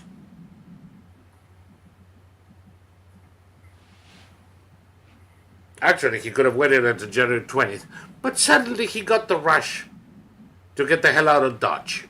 And coincidentally, a day before the Ethics Committee was to release their report.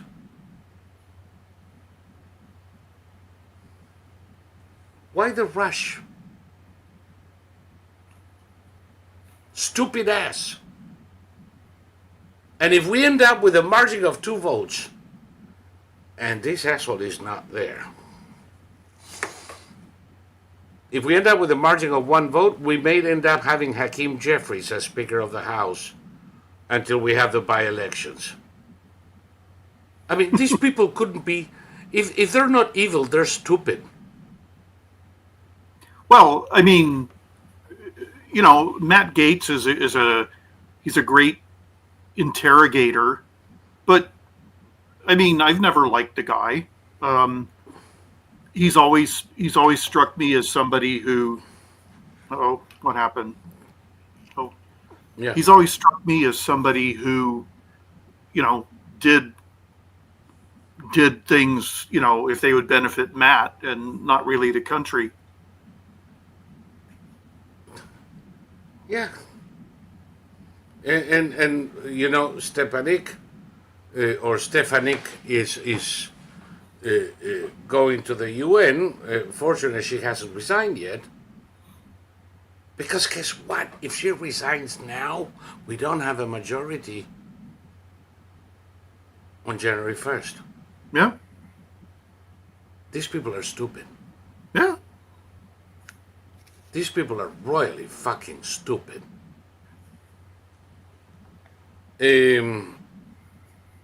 Kelly says, I hope DeSantis sends Pam Bondi. I remember Pam Bondi. I met her several times. She's a sweetheart. I hope not. I hope not. Mike Waltz, too. But again, he hasn't resigned yet. He doesn't have to resign until he's confirmed. What's the rush? If you were appointed by Trump and you are in the House and we have a 2-seat majority, stay there until you are confirmed for your new position. Elect a Republican speaker and then we'll talk. Well, one of the reasons Gates might have done this is because his name was mud in the House for getting rid of McCarthy. So maybe he wanted to stick it to the House, before he left. Well, but he's not sticking it to the House. He's sticking it to all of us. He's sticking it to Trump. He doesn't think of it that way. No, because he's an asshole. I'm okay with Trump nominating the ghost of Charles Manson to head the FBI. I really don't give a shit. But I hope nobody asks me to tell them what I think about this son of a bitch.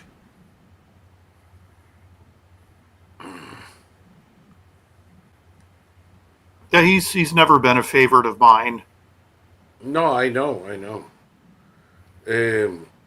Terry says, I see him as almost dangerously ambitious.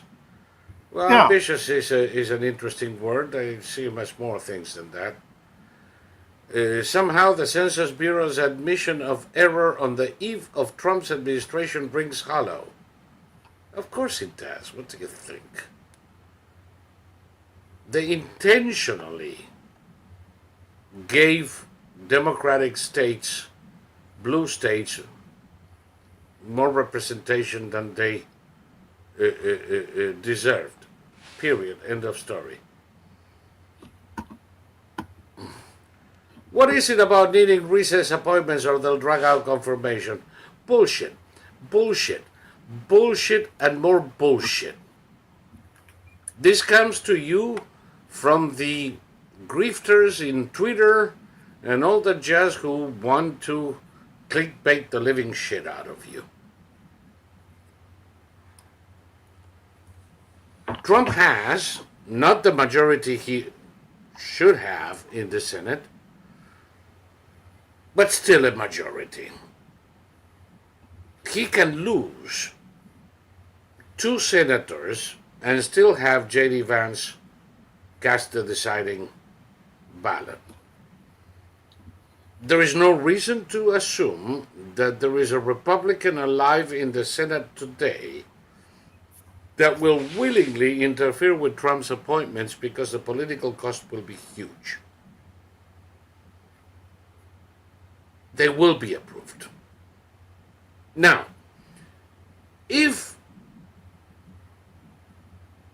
the Ethics Committee report in the House proves some major crime, you and I will never see it, but the senators will. So that one case I don't know. But in general terms, yes, they will all be approved. The recess appointment thing is a manipulation of the Constitution that we shouldn't do unless it becomes extremely necessary. And it's not as easy as some people make it sound. It's not like the majority leader drops the gavel and we're in recess, go home, fuck your wife and multiply yourselves. No, you need a majority of Republican senators agreeing to the recess. It's not something that comes out of the nuts of the majority leader. If done, yes, the president can then appoint whoever he wants and goes straight into functions, but then the Senate has 60 days to essentially revoke the appointment. This is all political theater. Trump can do other stuff. He can put, some milquetoast character for the position and then create a czar, create an overseer that will make sure they do what they need to do. And that overseer is not created by Congress or the Constitution, so there is no need to get any confirmation. Like the border czar.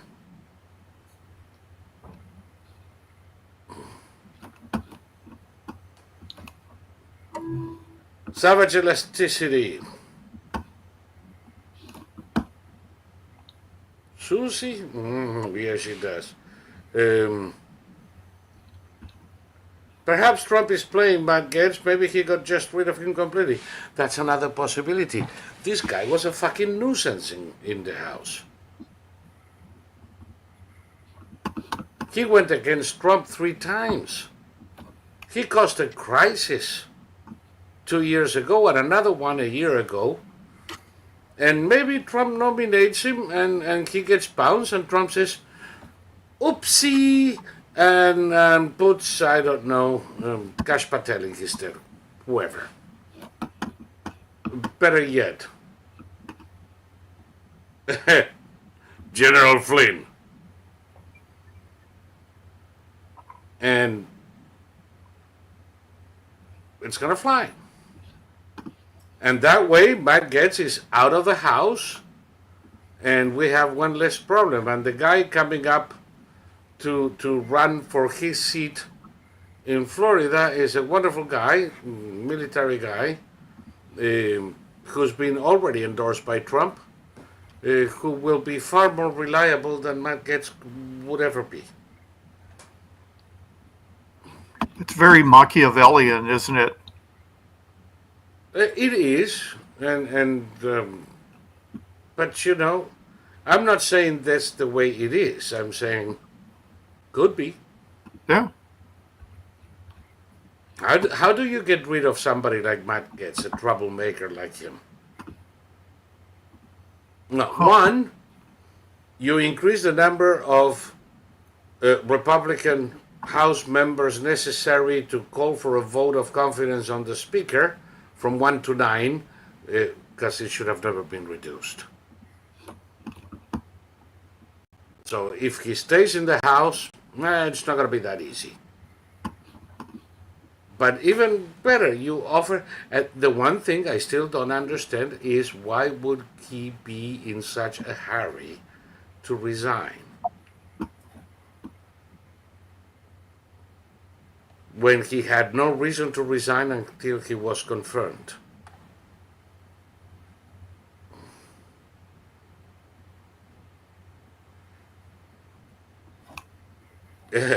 Dangle a carrot in front of him, then clobber him with a stick. Yes, indeed. I don't know what's in that ethics committee report, but judging by Gaetz' actions can't be too pretty.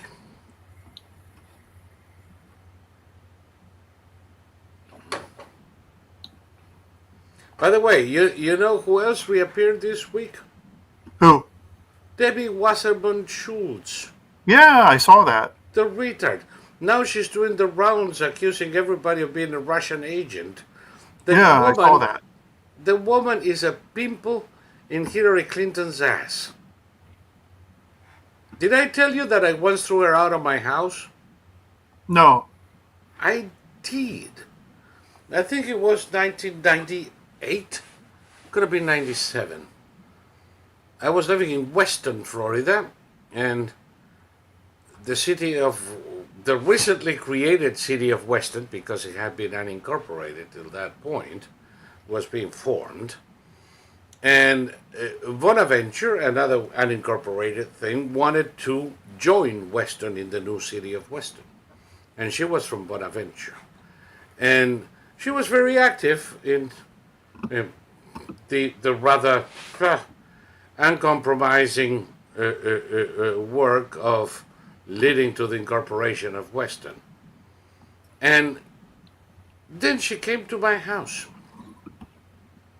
because she was running for a Florida representative. And her background was having been a wonderful kindergarten teacher. I'm not kidding. That was her work experience at the time. And she talked to me for about 15 minutes. And I had to go someplace, and this woman was getting to my nerves.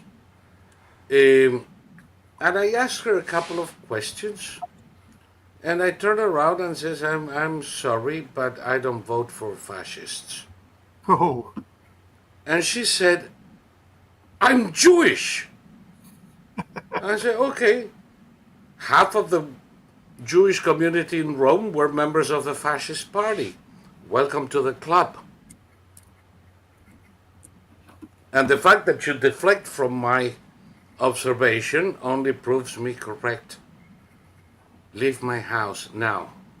I don't like fascists. And she left. We parted, shall I say, not in the friendliest of terms. And eventually she was elected for our district to the Florida legislature. Within 2 years, 2 years of sucking ass like crazy, and she was in Washington, and she's been there since. The woman has been in the Capitol, in Congress, for 24 years. wow, I didn't know she was still there. I think she is. Ironically, she still represents my district in Florida, but I am so disgusted with Broward County in general and my district in particular that I don't even pay attention anymore. They can do whatever they want. She was always being interviewed and everything, and then she just kind of disappeared. Well, because she fucked up royally as head of the DNC. But really, really fucked up. There's incompetence, and then there is Debbie Wasserman Schultz.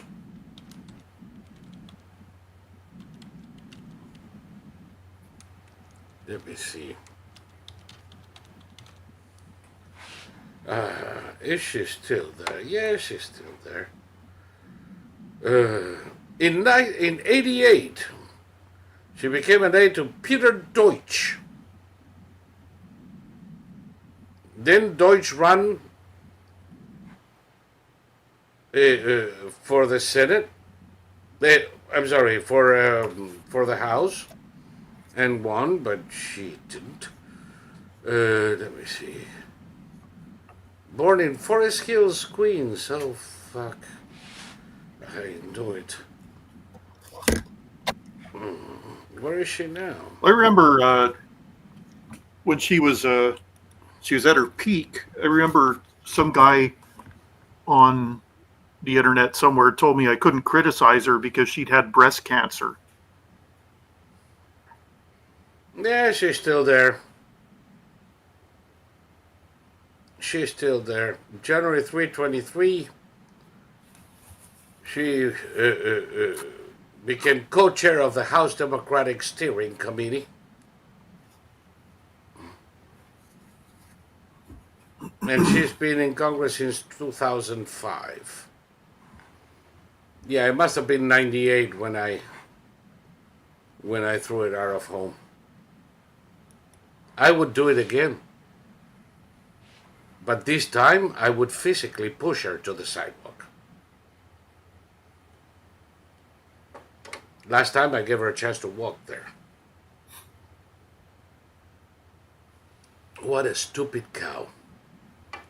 What a stupid cow. Romney is done by the end of this year, says Savage Elasticity. Who gives a shit? Romney announced his retirement. Somebody else was elected in his stead. Thank you. Bye. Who cares?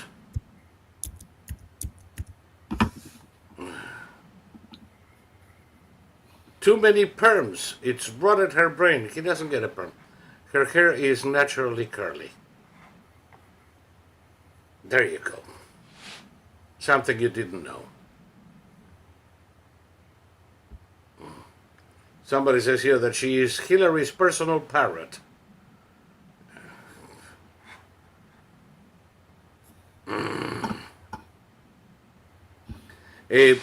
She, if you recall, they made her head of the Democratic National Committee during Hillary's run. Mm-hmm.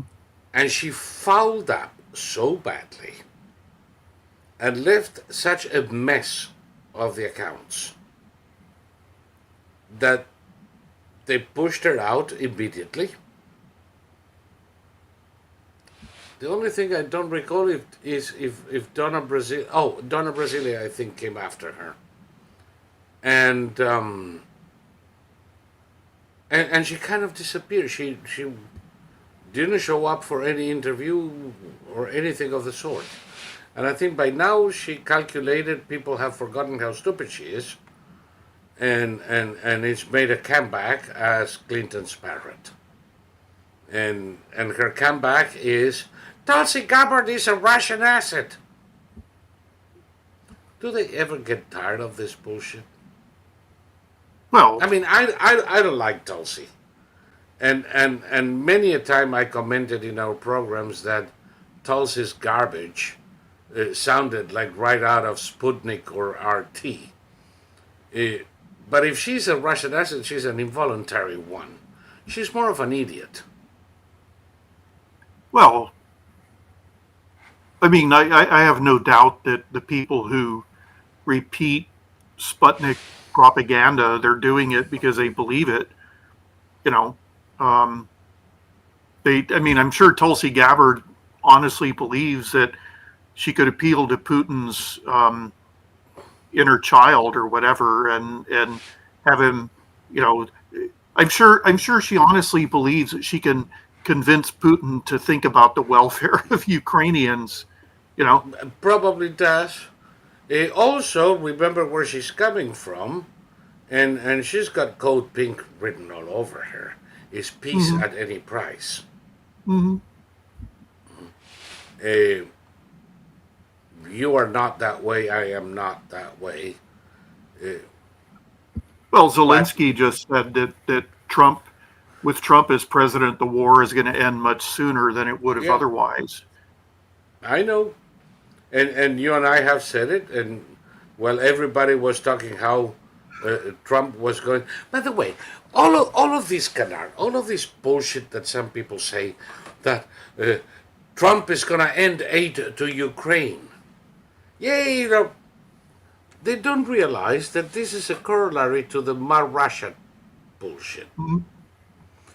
What they are saying is that Trump is an agent, sympathizer, friend of Putin, and therefore, what can he do but deliver Ukraine to Putin?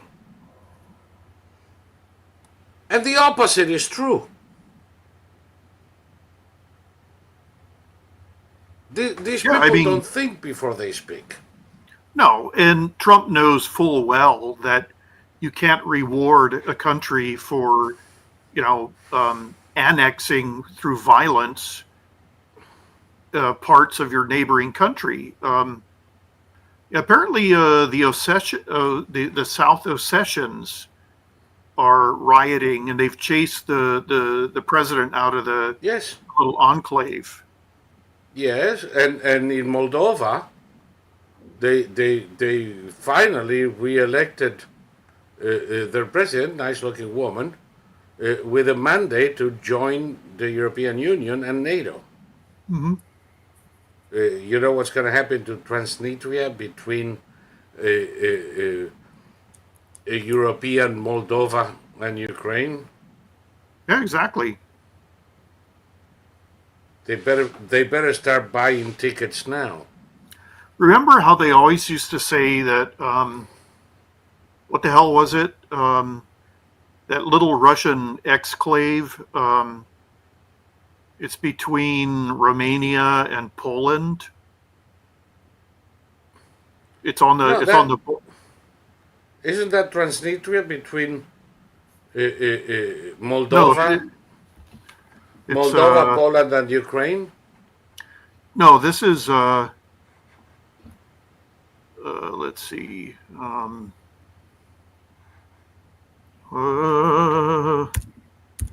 Kaliningrad, but Kaliningrad is Kaliningrad, the old Prussian exactly, yeah. Königsberg.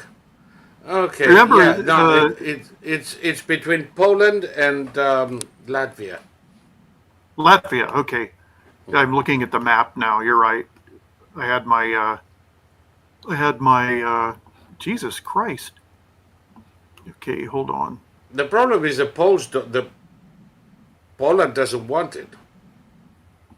Poland doesn't want it, and God. And unless they take other people out. Okay, hold on. Okay, remember they used to say this was the Russians' dagger in the soft underbelly of NATO? They don't say that anymore, do they? No. No. For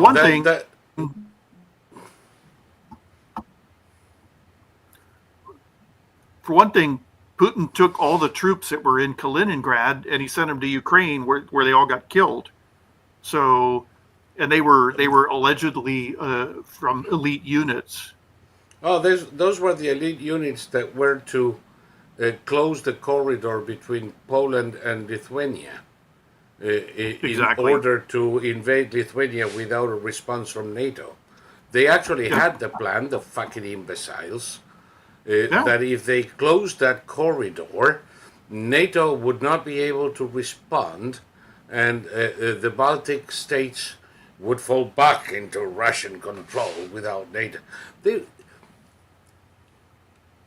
Somebody has to get very close to the Russian generals and whisper in their ears, air power.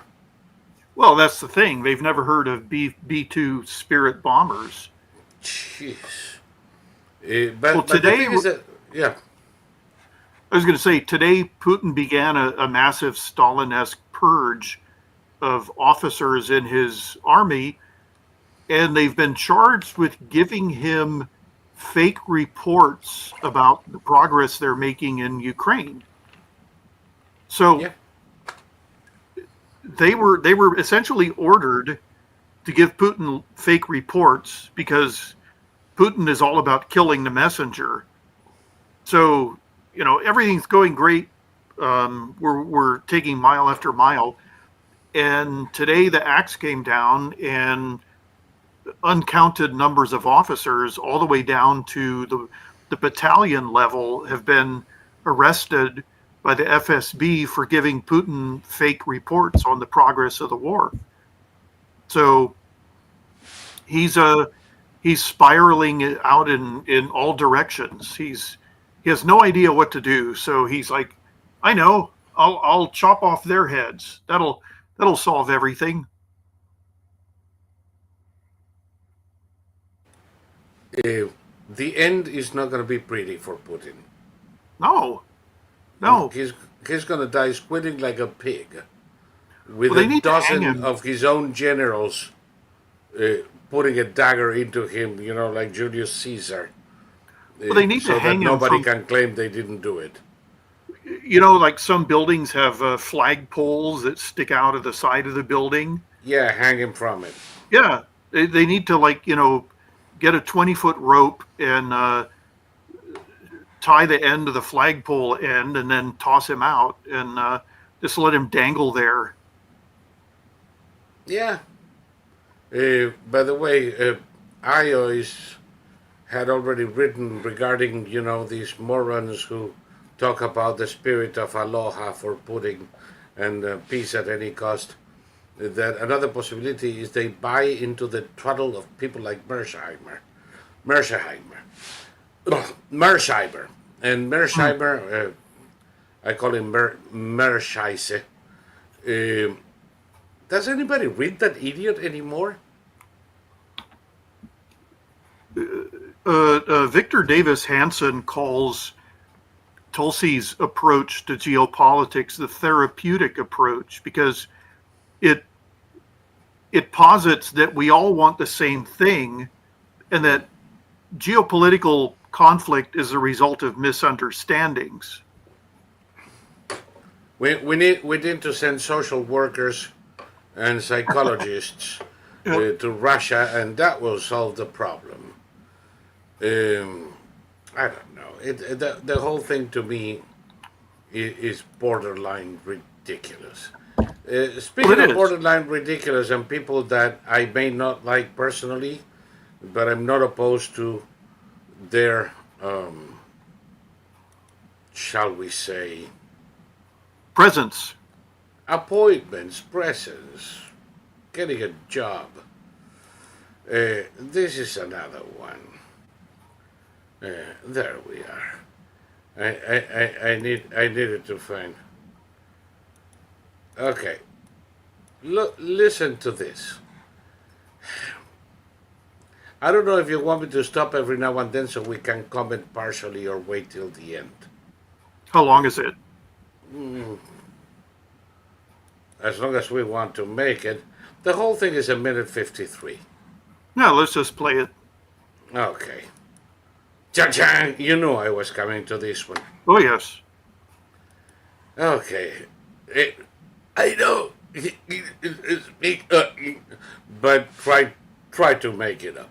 I'll do it. Let me just give you one quick other example. The most popular vaccine in the world is the DTP vaccine, diphtheria, tetanus, and pertussis. We banned it. We got rid of it in this country because it was causing injuries, brain injuries, severe brain injuries, or death to 1 in every 300 children. We used it in the 80s, and that's why there was all this litigation against vaccine companies that precipitated the passage of the Vaccine Act that then gave them immunity from liability. But in Europe, they don't use it. In America, they don't use it. But we give it to 161 million African children a year. So Bill Gates asked the Danish government to support that program and said it saved 30 million lives. The Danish government said, show us the data. He wasn't able to. So they went to Africa and did their own studies. And they looked at 30 years of DTP data. And what they found shocked them all. They found that girls who got the DTP were dying at 10 times the rate of unvaccinated girls. But they were dying of things that nobody had ever associated with the vaccine. They were dying of diphtheria, of anemia, malaria, bilharzia, pulmonary disease, respiratory disease, pneumonia. And nobody noticed for 30 years that it was the vaccinated girls and not the unvaccinated girls that were dying. And what had happened is these girls were not dying of diphtheria, tetanus, and pertussis. The vaccine had protected them against those, but it had also ruined their immune systems. And they were unable to defend themselves against other just minor diseases that were other kids who had hardy immunity. Hello? Hi. I just went to the CDC channel, CDC website. Yes. They say that wait. Let him finish first. Systems were able to fend off. So that's why you need these long-term studies, and that's why I'm worried that we don't do that here in the United States. Okay. Okay, he said we banned. He said we banned that vaccine. We never did. We never did. We never did. A new version of the vaccine came out, but we're still using the old one too. Yeah, I just went to the CDC right now just to see if he was correct. Yeah. He's not correct.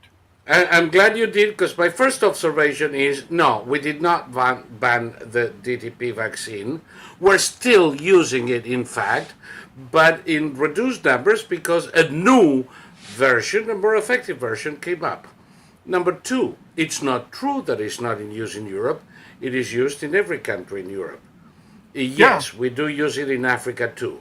No, No 100 in 300 or 100 in 300,000 or 100 in a million girls have died of anything because of it.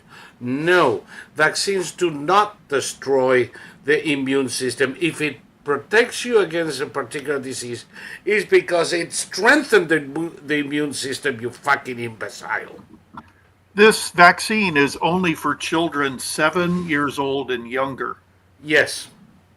So And it theoretically, saved hundreds of thousands of lives every year since it was introduced.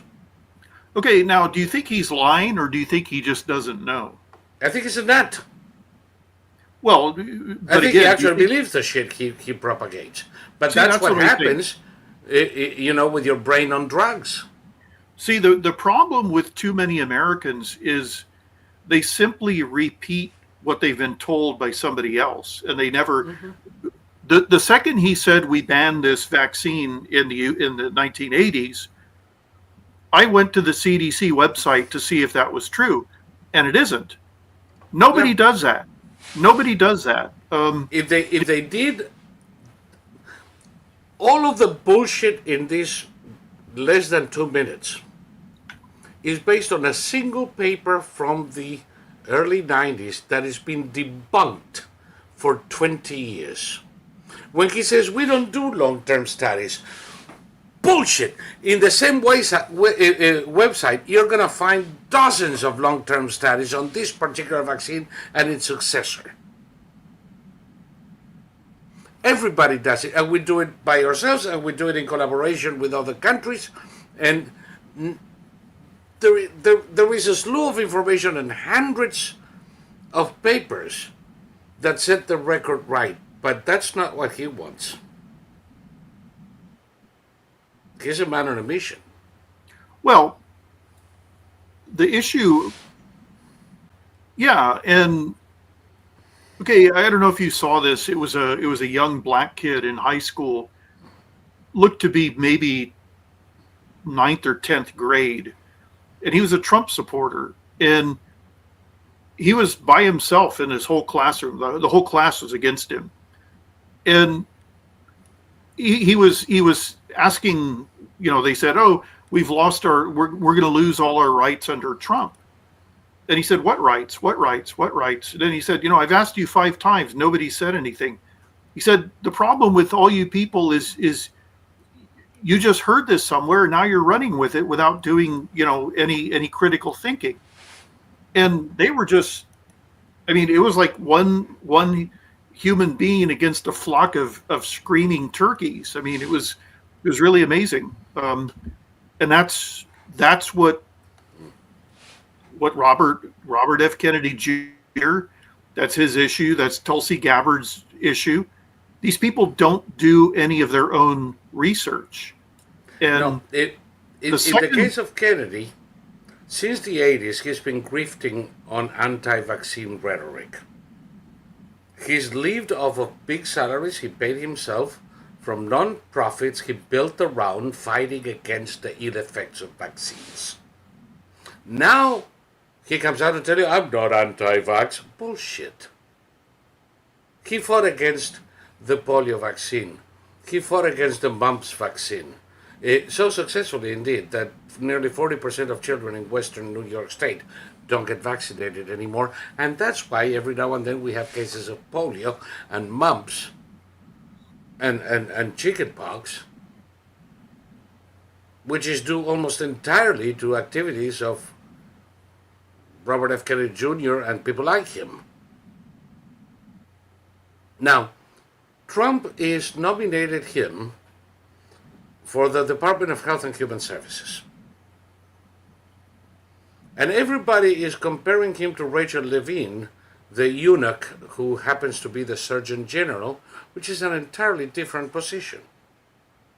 Holy crap. Something has happened to Thomas. Okay, let me see if I can. He'll probably reboot. And there we are. I just got cut off. Yeah. So Trump nominated RFK Jr. For Secretary of Health and Human Services.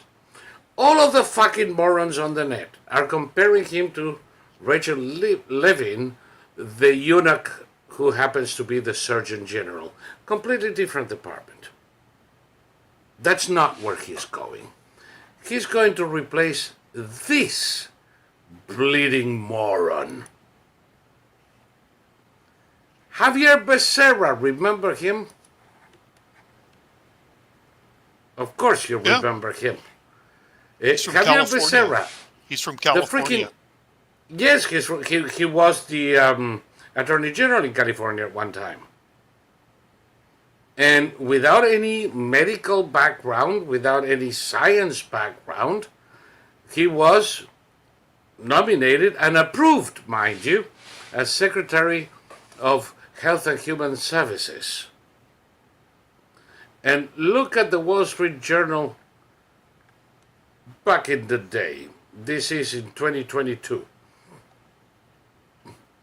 The Health and Human Services Secretary, Javier Becerra, is out of his depth, but everyone knew that when he was appointed.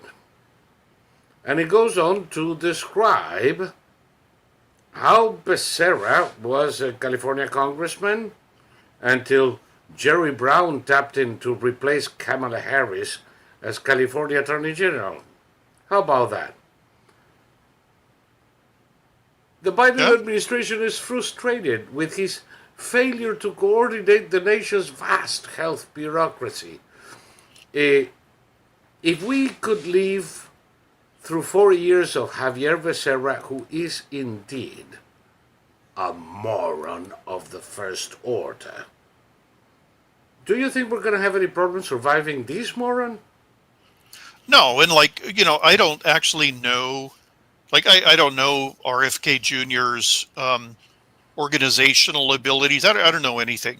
The one thing I do find strange is that he's virulently anti-vaccine for health reasons, but he's a man in his 70s who's taking massive amounts of steroids.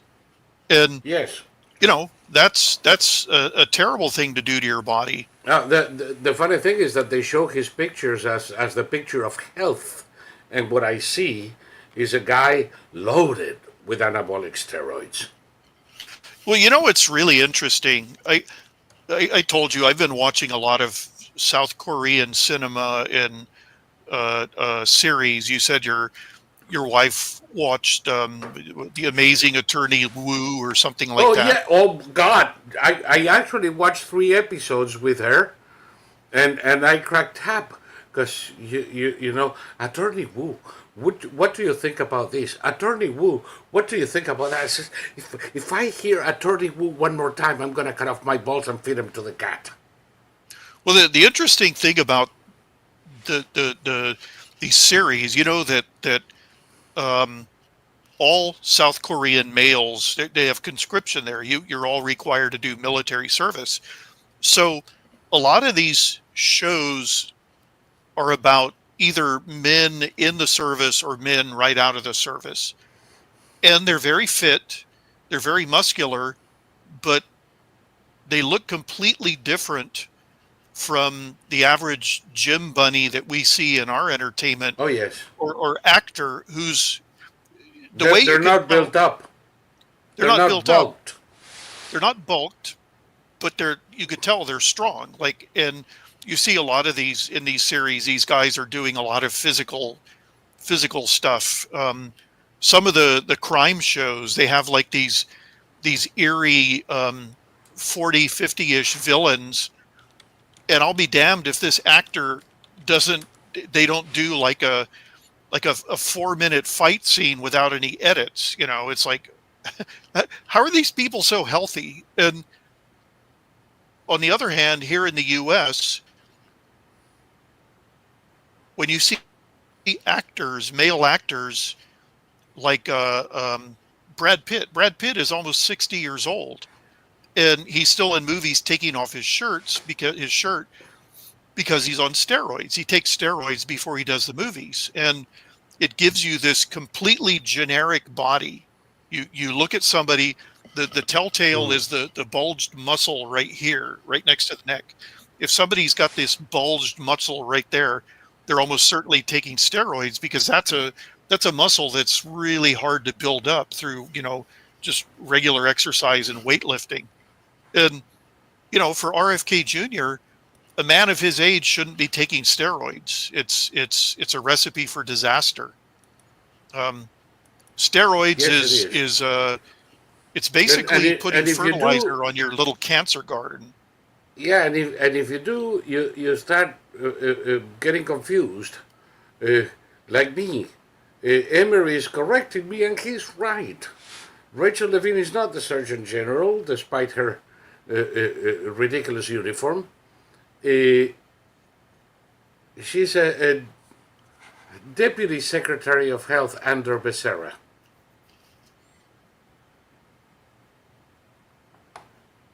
Okay? Hello? Let's see. Oh, hello, you're back. Hi. You're back. Okay. So the eunuch is not the Surgeon General. The eunuch is the Deputy Secretary of Health under Javier Becerra.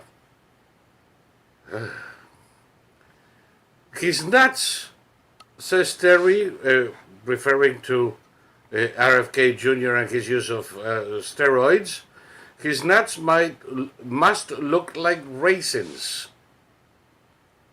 Well, see, that's another thing that nobody talks about is your genitals shrink, and even if you stop taking the steroids, they don't come back. No, but not. It's not like he's ever used them in a positive way. And that would explain also his fits of rage, and his treatment of his wives. Well, almost everybody who takes steroids also takes human growth hormone. That's supposed to be the panacea for men of a certain age. And both of those things, the steroids cause the rage, and both of them together are basically recipes for cancer. Because all cancer is the out of control growth of cells in your body. And if you've got the beginnings of something and you're fertilizing it with human growth hormone, good luck. I don't know. It's gonna work. I just think it's weird. Like I saw when he was campaigning, I saw RFK with his shirt off, wearing jeans, doing push-ups, and it just looks really weird. A 70-year-old man looks really weird if he has the body of a muscular 25-year-old gym bunny. It's not. I mean, it's freaky. It's disturbing to me, at least. Yep. Also, says, no, sorry, Zapato says, I think Levine is the highest ranking female naval officer. I think she is a naval officer like she is a female. Yeah, I mean, this whole period can't go away fast enough. Yeah. Anyway, so another one. Do I like that this idiot is going to be in the Health and Human Services Department, which incidentally I think is a department that needs to be disbanded. But that's a different story for another show. Well, he's replacing Javier Becerra. If nothing else, nothing changes. We still have an idiot in charge. If that is the payment for his support during the campaign, well, okay. And then he's gonna walk into oblivion. I would have personally sent him as ambassador to some remote location. Oh God.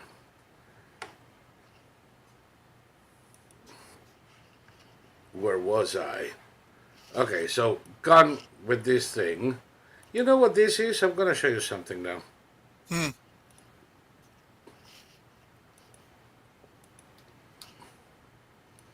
Yeah. Remember I told you that I lived once in Forest Hills, actually twice, in Forest Hmm. Hills, New York, Hmm. and that for a little while I went to school there and all that jazz.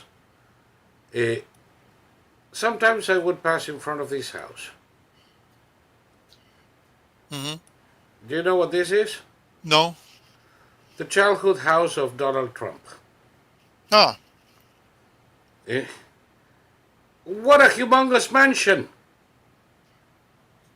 Yeah, it's like a 3-bedroom It, mansion. it's a 3 or 4 bedroom house because sometimes they had a couple, 1 or 2 more bedrooms in the attic.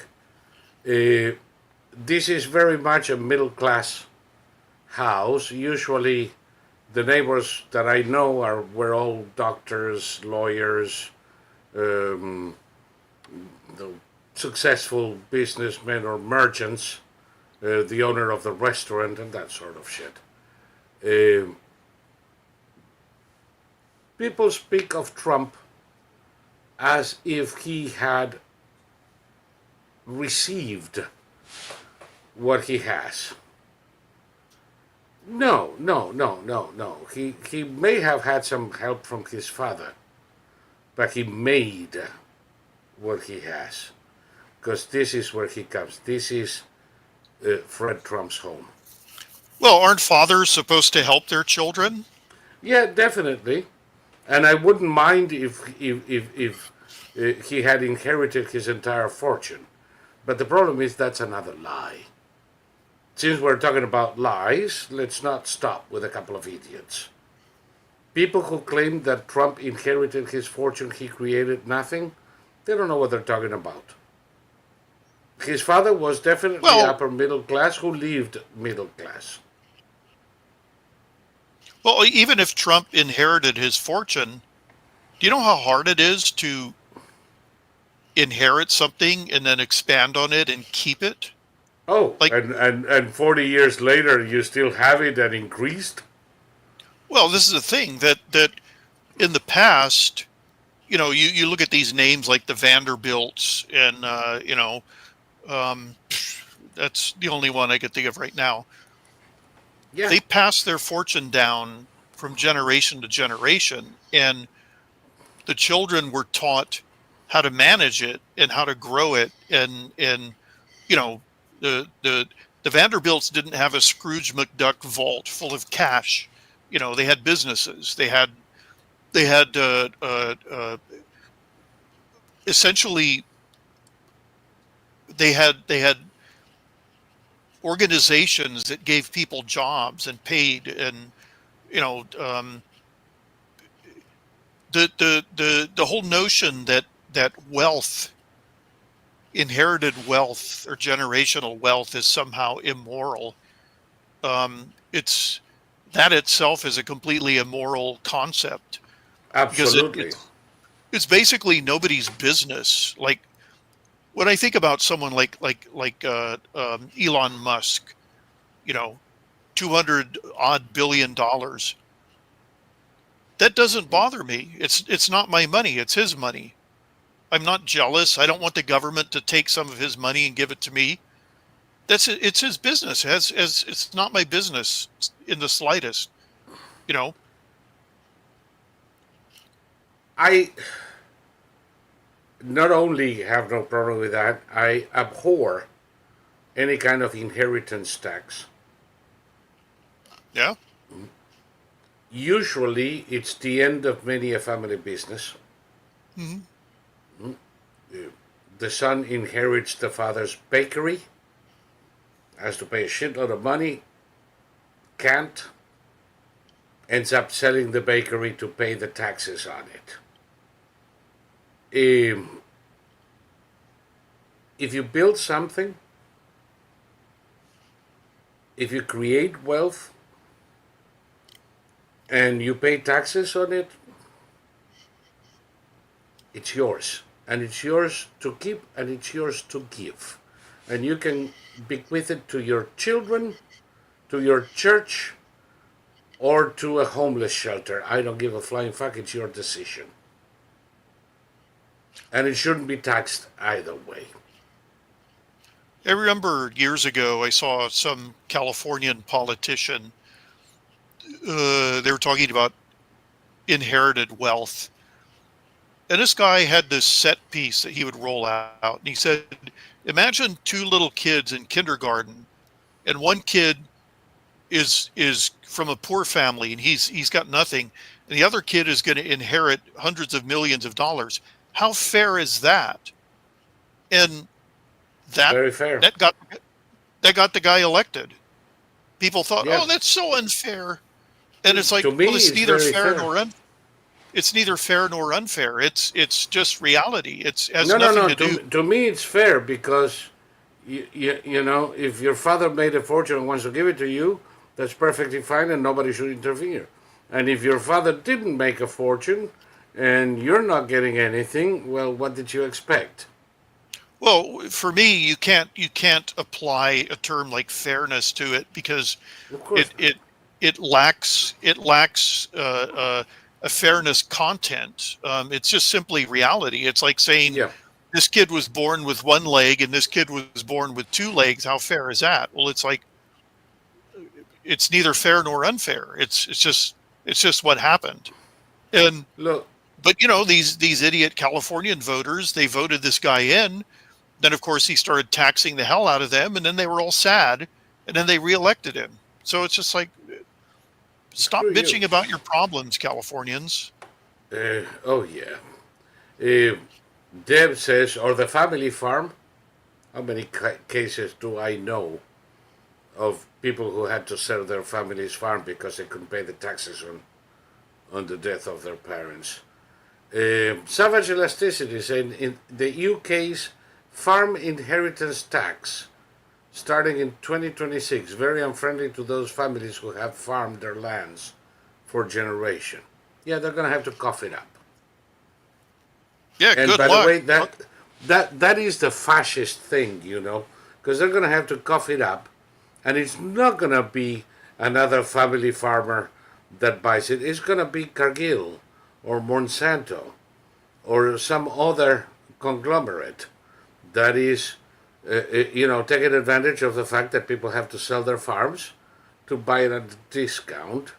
And we're going to end up with farms like we ended up with banks, because fascism tends to the consolidation of the economy in the hands of few entities, because then it's easier to control. Yeah, and you know, the Brits have been it's the longest and slowest national suicide on record. It's when you look back True. on where Britain was in World War II, for example.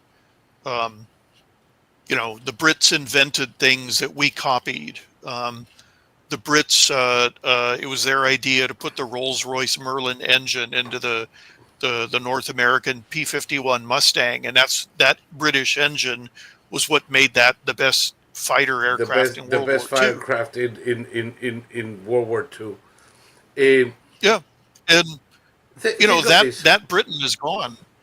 Just about 100 years ago, not that long, not that when my grandparents were teenagers, the UK was the largest empire on the planet. Mhm. It wasn't just a superpower. It was the uber duper power. Yeah, This is when my grandparents were teenagers. From that moment on, they seem to have dedicated themselves, like you said, to national suicide. First, it was the pacifism of the Neville Chamberlains of this world, that in a position where England could have done away with Hitler easily in, let's say, 1938, They didn't. They waited until it was too fucking late. Last week, I caught up a bit of news of work in a construction site in Manchester where they had to stop construction while zappers came in to retrieve a couple of Luftwaffe bombs that were still there unexploded 6 feet under the construction site. They took it out, they blew them up in the country. They still blew up like hell. And the Brits are still diffusing German bombs in British cities. Still today. Because of the folly of the peaceniks in the 30s. Well, you know that there's only one known recording of Adolf Hitler speaking in his normal voice, not knowing that he was being recorded. The Finns. Yep, the one on the Finns, train. The Finns clandestinely recorded Hitler speaking to the Finnish Field Marshal Mannerheim, and Hitler said he was terrified about going into the Sudetenland because the Brits and the French could have stopped him. The tanks they had were shit. Didn't have fuel. Basically, he said he bluffed his way into taking the Sudetenland and into convincing the British and the French to say, the Sudetenland belonged to the Czech Republic, and Yep. the Brits and the French told the Czechs to eat it. This will prevent war. This is peace in our time. Yep. And Hitler said, after the Sudetenland, I don't want any more territorial demands. And then he's telling Mannerheim, if they'd said no, we wouldn't have been able to do it. They could have stopped us right there in 1938. Yes. And, after England cut off its own balls and allowed Hitler to grow, Hitler didn't have enough oil to gas up his armies until he took Romania. It was that bad for him for that long. Then, of course, we had the Blitz, we had the enormous expenditures in wartime in both treasure and blood. And then, of course, we had the decolonization after the war, because everybody read the thing wrong. So suddenly, the empire shot itself in the balls and died. And today... And see, I understand. Yeah. No, I was going to say, I understand the decolonization, but that wasn't enough for the Brits. They had to go into this weird ass atonement, where in atonement for being a former empire, they had to destroy themselves. They had to destroy their aerospace industry. They had to destroy their shipbuilding industry. It was Everything. like, where the hell did this come from? The labor markets. The labor market. The IO is adding the Vevin plan and nationalization, unionization. That did it. And I beg to disagree slightly on one point. I don't think decolonization was necessary or even desirable.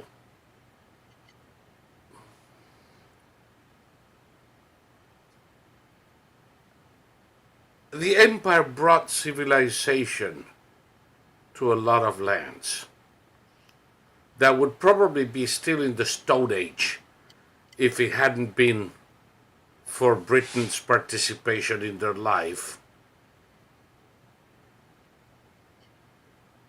that had become, as the UK became a second-rate country, these former colonies became third and fourth rate. and you have loony beans like New Zealand. Why the fuck is New Yeah. Zealand an independent country? They cannot govern themselves. Pretty soon they're going to give Well, it they're back also- to the Maori and go into exile themselves.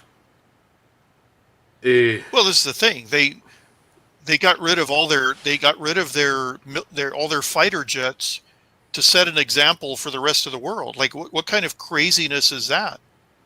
When the Falkland Islands were invaded by the drunken Nazi bastards of Argentina, Britain was a shadow of what it once been on the sea because they were in the middle of a process to destroy their fucking navy. The Falklands War And actually that saved process, whatever was left. and even so, they had to conscript like freighters, like civilian freighters to bring in, because remember one of the freighters was it was like Cruise a ships. troop carrying ship, and it And was hit cruise by ships. it was hit by an Exocet missile. Yes. Um, They had to commission the Queen Elizabeth II, the luxury That's cruise it. liner, to transport troops. I mean, they really were down to the bare bones, and that which they still had was scheduled to be decommissioned. mhm. It was actually that war that gave Thatcher the opportunity to not rebuild, because they never did, but stop the dismantling of the Navy. Well, one can agree or disagree with Operation Iraqi Freedom, but the reality is that the United States was responsible for the northern part of Iraq, and the Brits were responsible for the southern part. And today's British armed forces could not carry out the operations that it carried out during the Operation Iraqi Freedom. In Basra? Yeah, they don't have enough You tanks. They think don't they have could enough. do that? No, I don't think No, so. not anymore. Not anymore. Look, same as Spain, Spain couldn't have a garrison in Casablanca today anymore. Yep. I don't know why. I don't know why. I don't know why people do not understand that you need two to tango. That you can voluntarily withdraw, but that doesn't mean you're safe. It means you just made yourself vulnerable. Well, leftism is all about, blaming yourself. I mean, a lot of it's all about virtue signaling and debasing yourself, at least on a surface level. Like, I benefit from white privilege. I have to make atonement because I'm white. I mean, nobody actually. I mean, what kind of atonement are you supposed to do? Are you supposed to move out of your house and donate it to a I person don't of know. color Atone for what? for your birth, for your race? Atone for bringing these people the ability to have an industry, clean their ass, shit in a toilet, have a hospital. You have to atone for that? Fuck it. Well, that's the Anything point. that makes life worth living in places like India or the Caribbean, they owe to the Brits. Well, that's why the vast majority of Indians speak English. It's because of the Brits. Because they were a gazillion little satrapies and petty kingdoms with one guy fucking everybody else and keeping their women and their money and speaking their own little fucking lingo and dying of infectious diseases and hunger before they reached 35. And then the Brits came, and the Brits gave them a common language. is the lingua franca of India to this day, because otherwise they cannot talk to each other. They gave him a nation. There was no such thing as India before the Brits. There were a gazillion little petty lords. India is entirely a creation of the Brits, whether they like it or not. The only thing a Tamil from, I don't know, either a Vat or a Madrasi or a Punjabi have in common is England. Yeah, and to this day, when the Indians decide that they need to mess each other up, they do it in a big way. Like, when the Hindus go after the Muslims, or when the Muslims go after the Indians, you always end up with triple digits, of people killed. Yeah. As bad as this country is in terms of Chicago and places like that, we rarely have, I would say never have, triple digit mass casualty events. Whereas in India, I mean, I remember not too long ago, the Hindus, they blockaded an Indian or a Muslim village, and it was impossible to get food in or out. They were trying to starve an entire village to death. Finally, like, the army had to come in and break up the blockade. We don't have stuff like that going on in this country. No. We will if we keep up, but fortunately I have high hopes that we are about to make the right turn. No pun intended. Let me show you something else. We have 2 or 3 things that we wanted to talk about that we haven't touched upon yet. And as you know, another rather controversial Trump appointment is to the Department of Injustice. Mm.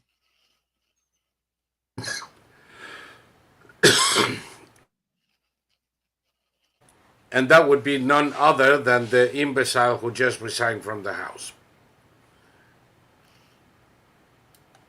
The first I heard of it, my first reaction was, oh God, I'm gonna cover my face in shame for the next 4 years. And then I saw this.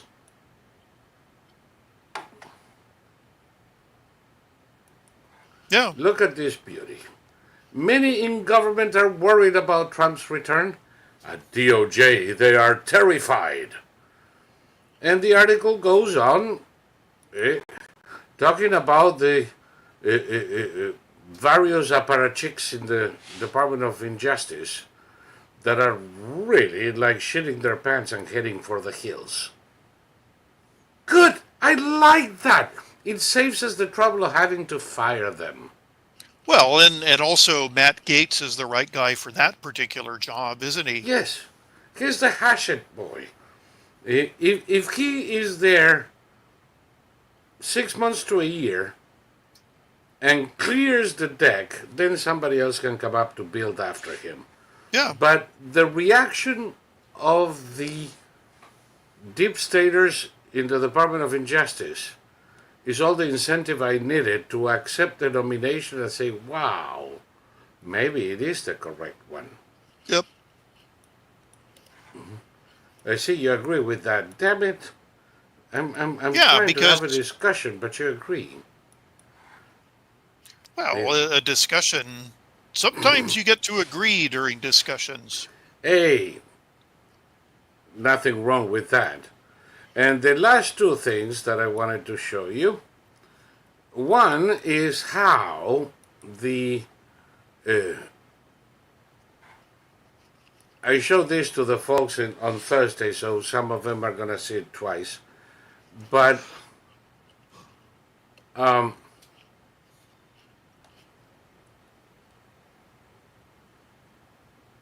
this is desperation written in catastrophe headlines.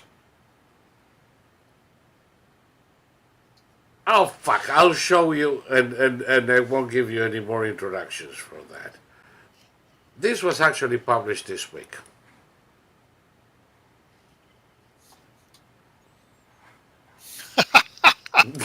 There you go.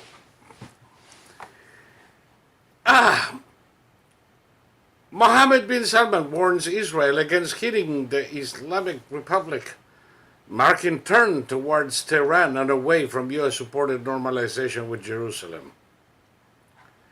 The last thing that I do have from Saudi Arabia is that they can't wait for Trump to be in office, and they're begging him to restart the Abraham Accords stat, because they want to pick up where we left off sooner rather than later. Well, Jared Kushner isn't going to have an official position, but he's Trump's advisor on the Middle East. Yep. So there you go.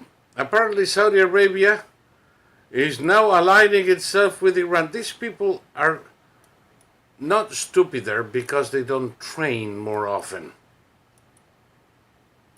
This is painful. What's in it for Saudi Arabia to ally itself with Iran rather than with Israel? Absurd, isn't it? Absurd. I don't know. I mean, this is why the mainstream media is on the verge of extinction. You know. And this shit comes from U.S. news agencies, by the way.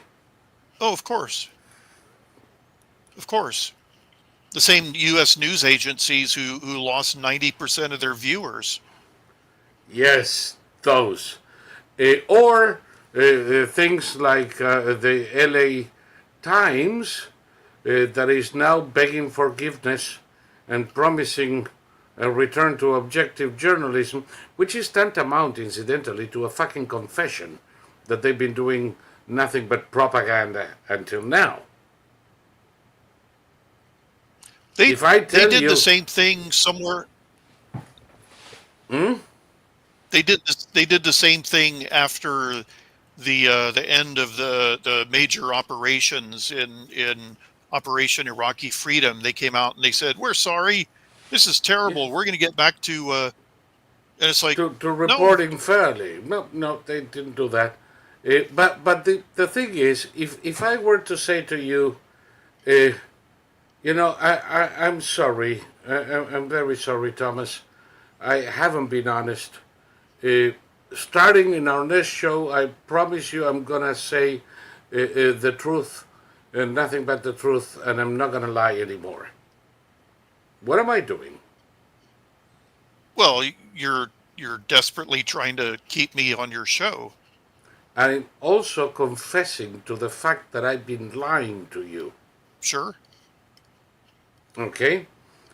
What the owner of the LA Times is done is confess that his paper has been publishing misinformation and propaganda.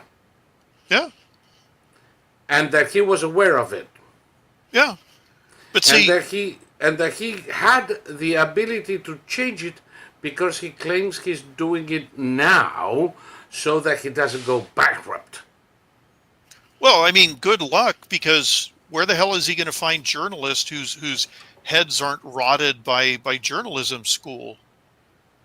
Where's he going to find them? Yeah. Nowhere. He's going to have to hire people who did not go. And by the way, before we started with journalism schools, when we did have real journalists, they were trained on the job. Yeah. And they were great. They were people like Mencken or a slew of others. Mark Twain, who started writing in local papers, who went to the city desks, who walked the streets and reported the news.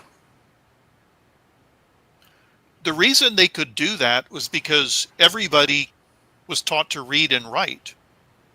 Yes. And the average person who would show up to start at the bottom of the pile and work his way up, he was already basically a writer. He just needed the opportunity to write. And what his bosses would teach him is, okay, Mark Twain did a really funny thing. When he started writing at his first newspaper, his bosses told him to only write the things that he could objectively prove. And so he was put on the social calendar. And his first article was, a party will supposedly be held at the house of an alleged lady named, you know, he wrote the whole piece like that. It is Mm. said to because he couldn't confirm every one of those points personally, Right. and he didn't know, is she a lady or is she a wench? I don't know. Or And maybe a so that was his trans. first job. That was his first job. It lasted exactly one article, and then he made his point, and then went on to be a more serious journalist. Yep. Beautiful. But that's the thing, and it, our schools have to go back to teaching English, math, geography, biology, arithmetic, so that people can make Civics, change. Civics, heavy on the civics. yeah, 50% should be civics. Uh, so that when people graduate and come out, they can be apprentices for journalism. They can make change. They can understand a government form. Um, it's not that difficult, you know. no, It's not that difficult. We had no problem with that until Carter gave us the Department of Education. Another thing that needs to be dismantled brick by brick. Um, well, it was a nice experiment. It failed, so get rid of it. yeah, it failed. That's the key. Zapato says, who are the agencies? I suppose they are as anonymous as their sources. No. Associated Press, Reuters, France Press, uh, Sputnik.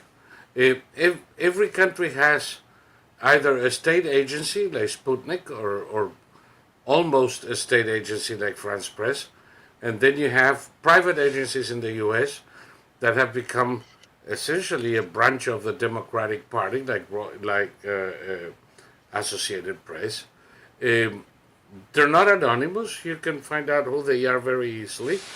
Uh, I tend to read a lot of them because usually when you read the same bit of news in 40 different newspapers is because they come from Associated Press or Reuters. So you read them, you save some time, and you know who they are, so you can adjust for the bias. The Yeah, last thing I wanted. Oh, I'm sorry, you were going to say something. no, I was just yeah. I mean, you can critically read even leftist newspapers if you just Yes, adjust for the bias. You know, it's just like with Jim Cramer. It's if Cramer says buy, you know that it's time to sell, and if Cramer says sell, you know it's time to buy. and all of a So, sudden Kramer eh, becomes incredibly useful. yep. So the last thing you wanted to touch on? China. You know that big black monk hanging over us with his head to toe fly. Eh, the newest thing that everybody is talking about. Remember when everybody was talking about the Belt and Road? Hmm. I actually told people it was two belts on a road, Hmm. but they never figure out the Arctic one. Now, since nobody's talking about the Belt and Road because it's sinking, they are talking about this. The Trans-Amazonia Railway which, according to some of these imbeciles, is going to.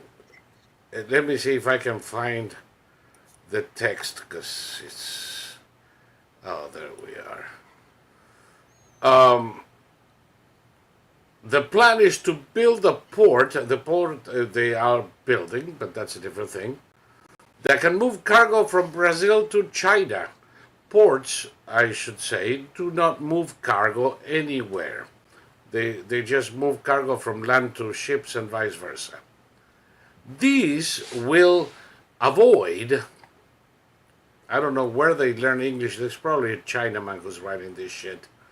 This will avoid the Panama Canal, the Drake Passage, the Cape, Malacca Strait, and the South China Sea. Anybody who has even the vaguest idea of geography, another thing that used to be taught in schools and no more, would know that this is bullshit. This would theoretically be an alternative to the Panama Canal. But it's not really an alternative to the Panama Canal because it doesn't take a few hours to go through this route. Number one, the red line is supposed to be the Transcontinental Railway, which of course does not go across the continent. It stops in the middle of the fucking Mato Grosso. There is another railroad that goes on the south that I took 40 years ago, and 40 years ago it was already a piece of shit. They're very unreliable. These railroads through the thick Amazon jungle is, they go through swamps, they go through things. When it starts to rain, they cannot take the trains because the tracks sink. If you do the Manaus to Belém, next to Barcarena in the Amazon, Manaus, which is about half of the river that is shown here, Manaus to Belém was about 6 days, 7 days, and that was going downstream.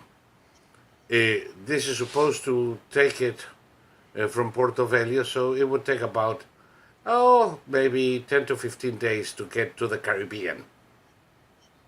A shortcut, it isn't. Well, holy shit! I mean, this is like one of those. What was the name of that movie? Fitzcarraldo. Yeah, this is like a Fitzcarraldo nightmare. Yeah, but Fitzcarraldo was a little teeny weeny bit of the Isthmus of Darien. This is like the biggest fucking jungle. There are roads already and ports that people, of course, can connect ports in Chile, in Valparaiso, with Buenos Aires through railroads and roads that already exist that would take about 14 hours on the road, and if they ever decided to upgrade the tracks, much less by train. What is the need to build this shit here in the middle of the fucking jungle? This is also ridiculous. this is you're putting South Americans and Chinese in charge of this. I mean, holy God, this is something that if you lose a bet and you have to ride this railway, then that's one thing, but you never get on something like this voluntarily. Let me get this. You see the bottom line at the edge of this map? Yep. Okay, this is just about the latitude. It's a straight line from ocean to ocean on roads and railroads that are already built. Who the fuck needs that thing in the north? Well, it's because a lot of people are going to get cash shoved into their pockets because of this. Bingo. our own transcontinental railway was the biggest boondoggle in American history. Yes. And this promises to be the biggest boondoggle here. They are talking $1.1 billion.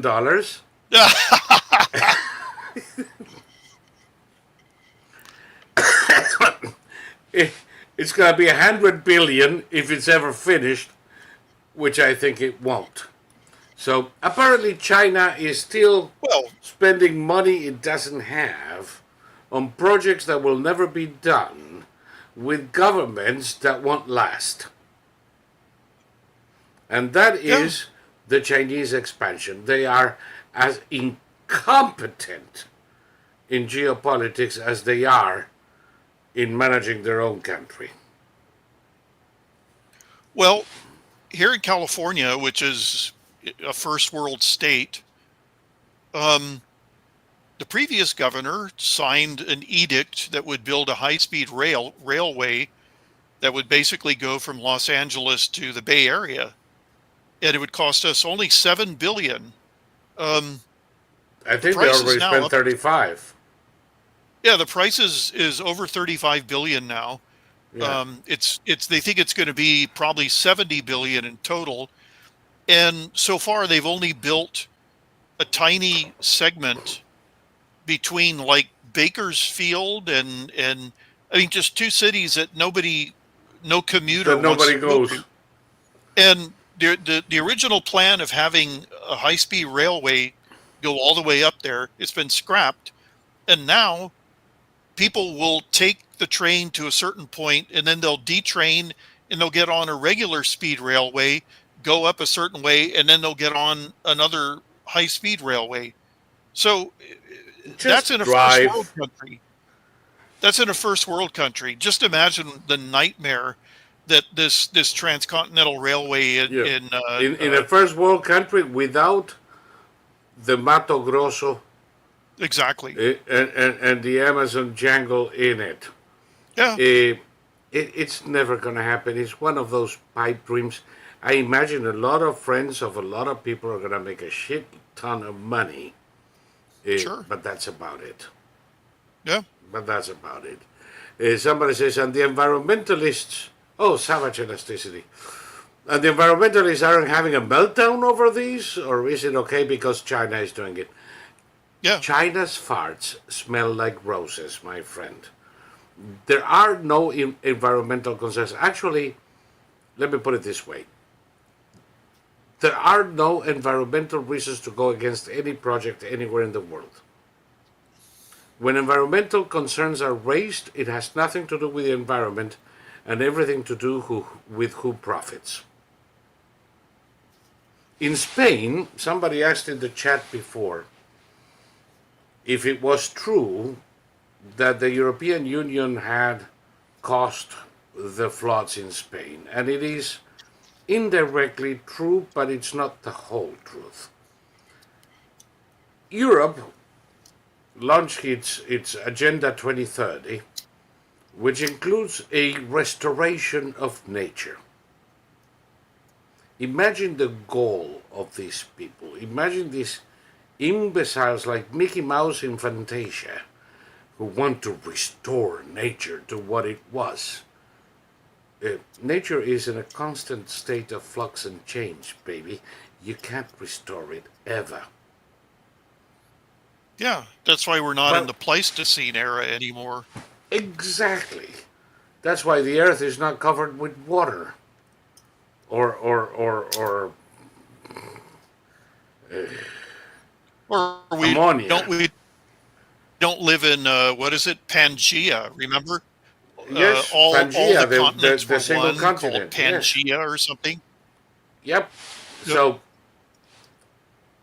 what they mean by that, though, is to destroy everything that we have painstakingly built since we came out of the cave in order to make the environment less deadly to us.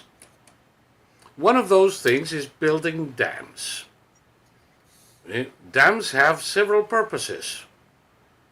To collect water during the rain season that we can use during the dry season We had them in California until the Democrats decided that it was better to throw them in the ocean. How dare you want to plan something? Another one is to divert rivers to new courses away from those where cities are built, so that when the river rises, it floods a distant area and spares the city. Because of this Agenda 2030, countries in Europe have been busy destroying dams.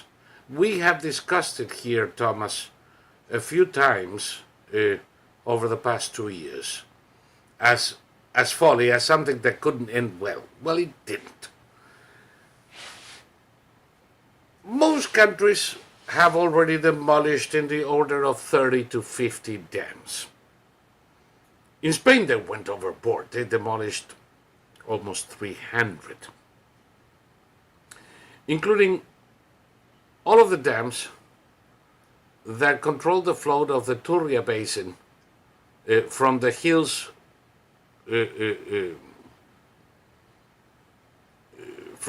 in southern Spain, in Malaga and all that jazz, to Granada, and that is left. And the second thing is that there is a prohibition to clean forests or to clean the bamboo that grows on the riversides. And the reason I mention this is because in this particular flood, these newly freed rivers grew enormously, like from 7 gallons per minute to 14,000 gallons, not per liter, per kilometer. I'm sorry, per hour, to over 14,000 per hour. The result was a massive flood that arrived carrying a shit ton of debris, including all of those bamboo thingies, that clogged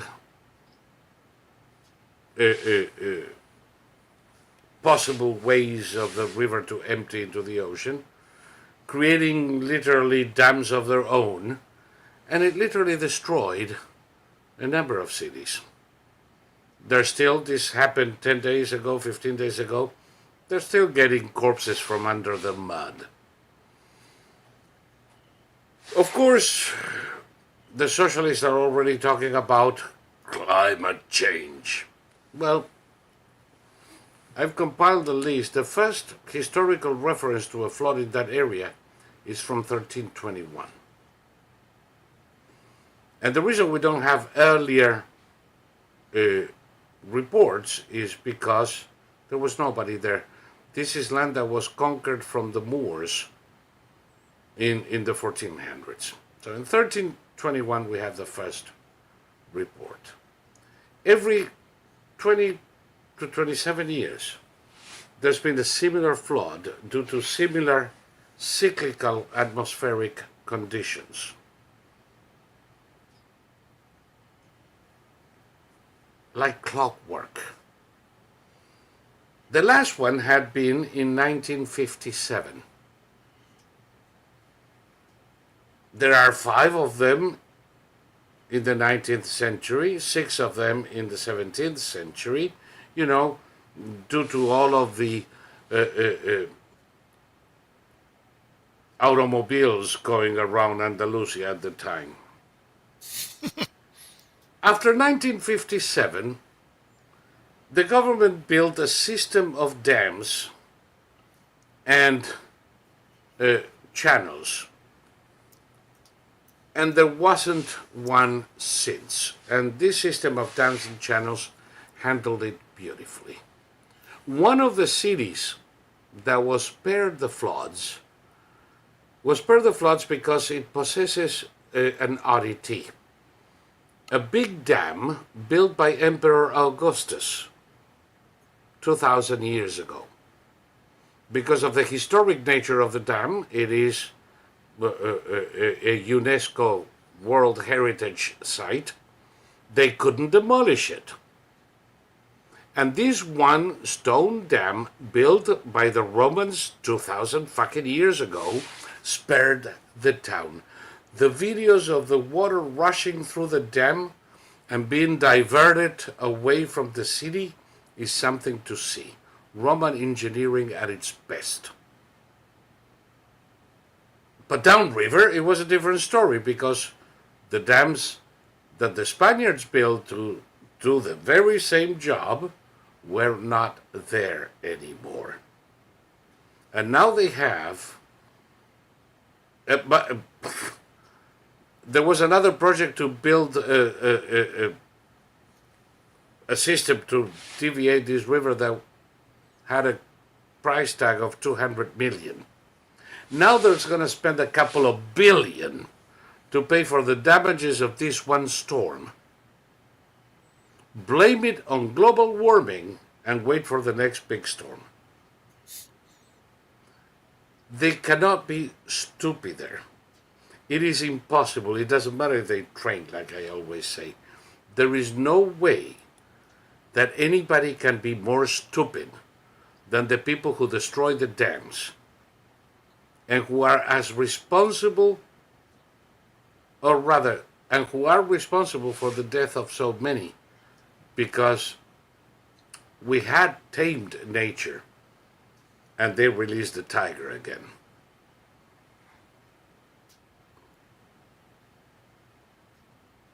Isn't it so incredible, Thomas, that instead of singing praises to the ingenuity of humans who tamed the environment so that it could be livable, we're condemning them for depriving, I don't know, the spotted owl of a tree?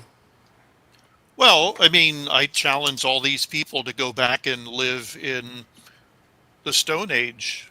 See how you like that? No, most of them wouldn't be alive in the Stone Age. Yeah. No, it could be done. They could get rid of everything that came after the Stone Age, and they can go out in the forest and look for a nice cave that isn't occupied by a bear, and they can light their own fires by using flints. Oh no! That would burn wood, and we need to preserve the wood for future generations of cavemen. Okay, so they can just die then when it gets cold. Yeah, what they have to do is eat shit and die. I'll tell you what, they have to go on a date with Greta Thunberg and then die. That is probably a worse fate than death.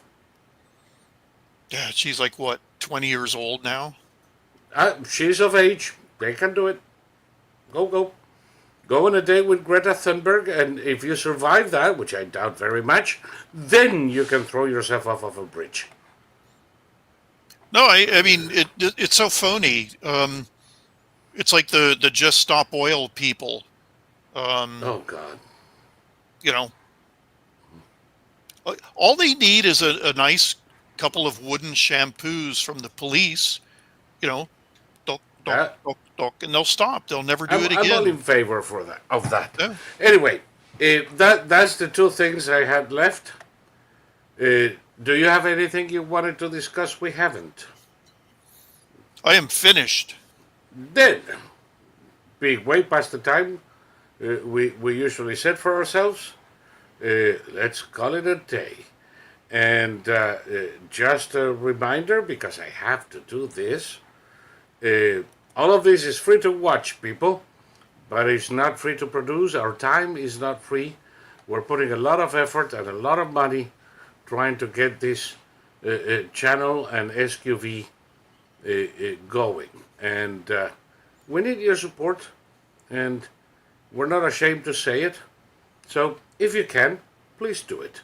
You can do it if you are in Odyssey by clicking on support and making a donation to the channel, clicking on the $ and making a donation to the chat, like quite a few have done tonight already, You can do that even when we go off the live version and we put up the version on demand.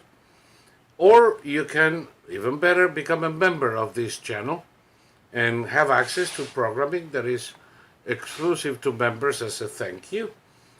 And that way we can better foresee what we're going to have to spend next month and maybe splurge and do something interesting, which I want to do desperately. I want to take you around the sites in DC, for instance.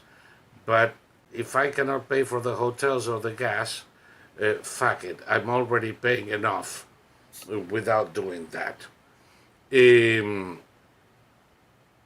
So, please support us. If none of the ways I mentioned are to your satisfaction, because, oh my God, I don't want to use a credit card on the internet or anything else, go here, quadverum.com/support us, and you're going to have both an address where you can send a check, or you can make a regular donation or a one-time donation, and it will be very welcome and very appreciated. And thank you, Ayo, for keeping us alive. And having said all of that, Thomas? Oh, wait a second. I have another comment that I haven't seen. Okay. Oh, yes. The other comment is in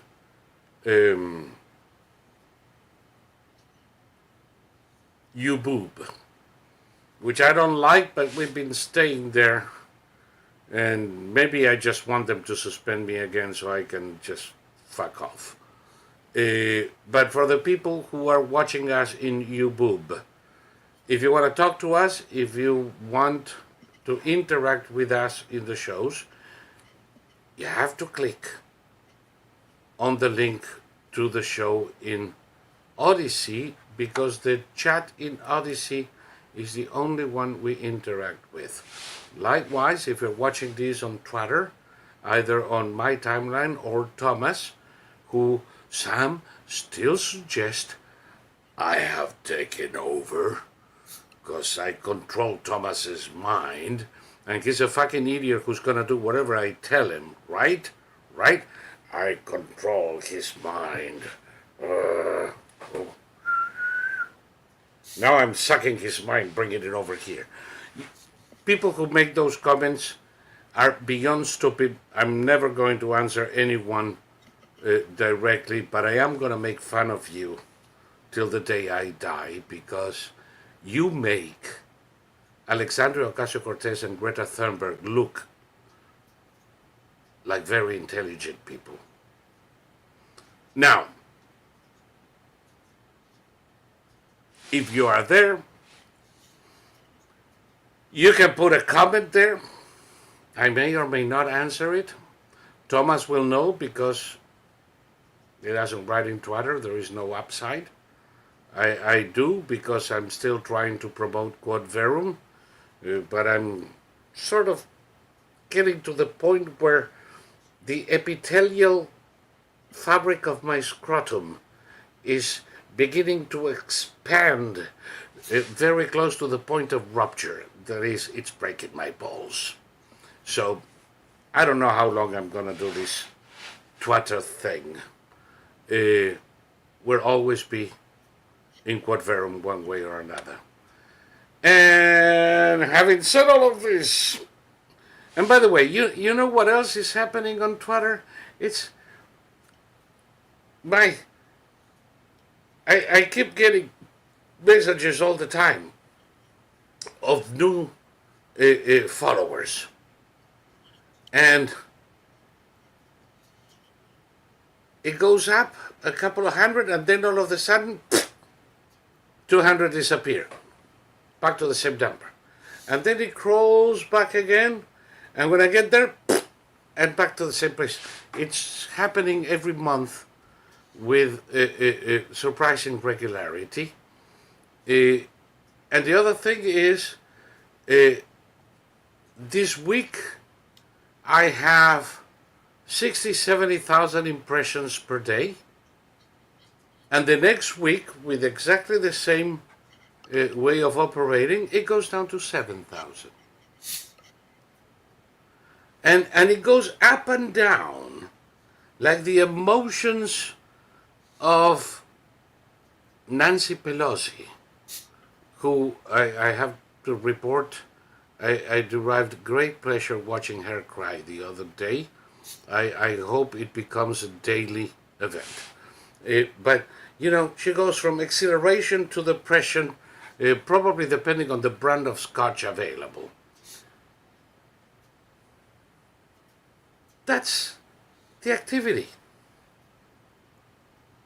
I really can't figure it out. So one of these days I might just tell them to go fuck themselves anyway. Not yet. I'm gonna make every effort humanly possible to put the word out on Quod Verum, like we are doing with this and the rest of the shows, and I hope that will result in our little corner of the internet, because sure as fuck I'm not going to Bluesky. Are you considering Bluesky? No. You know they cannot pay me enough. If somebody comes today and says, for $1 million, would you go to Bluesky? And say, what, you want my ass too? Because I'm not giving you one or the other. Anyway, so with that, Thomas, do you have a last word for us? Mulct. Eh? M-U-L-C-T. Mulct. Mulct! You son of a gun. Thank you. Yes. Very much apropos. I think. Now I have doubts. Never mind. Mulct it is. And I'll see you guys next week and you in a second. Take care.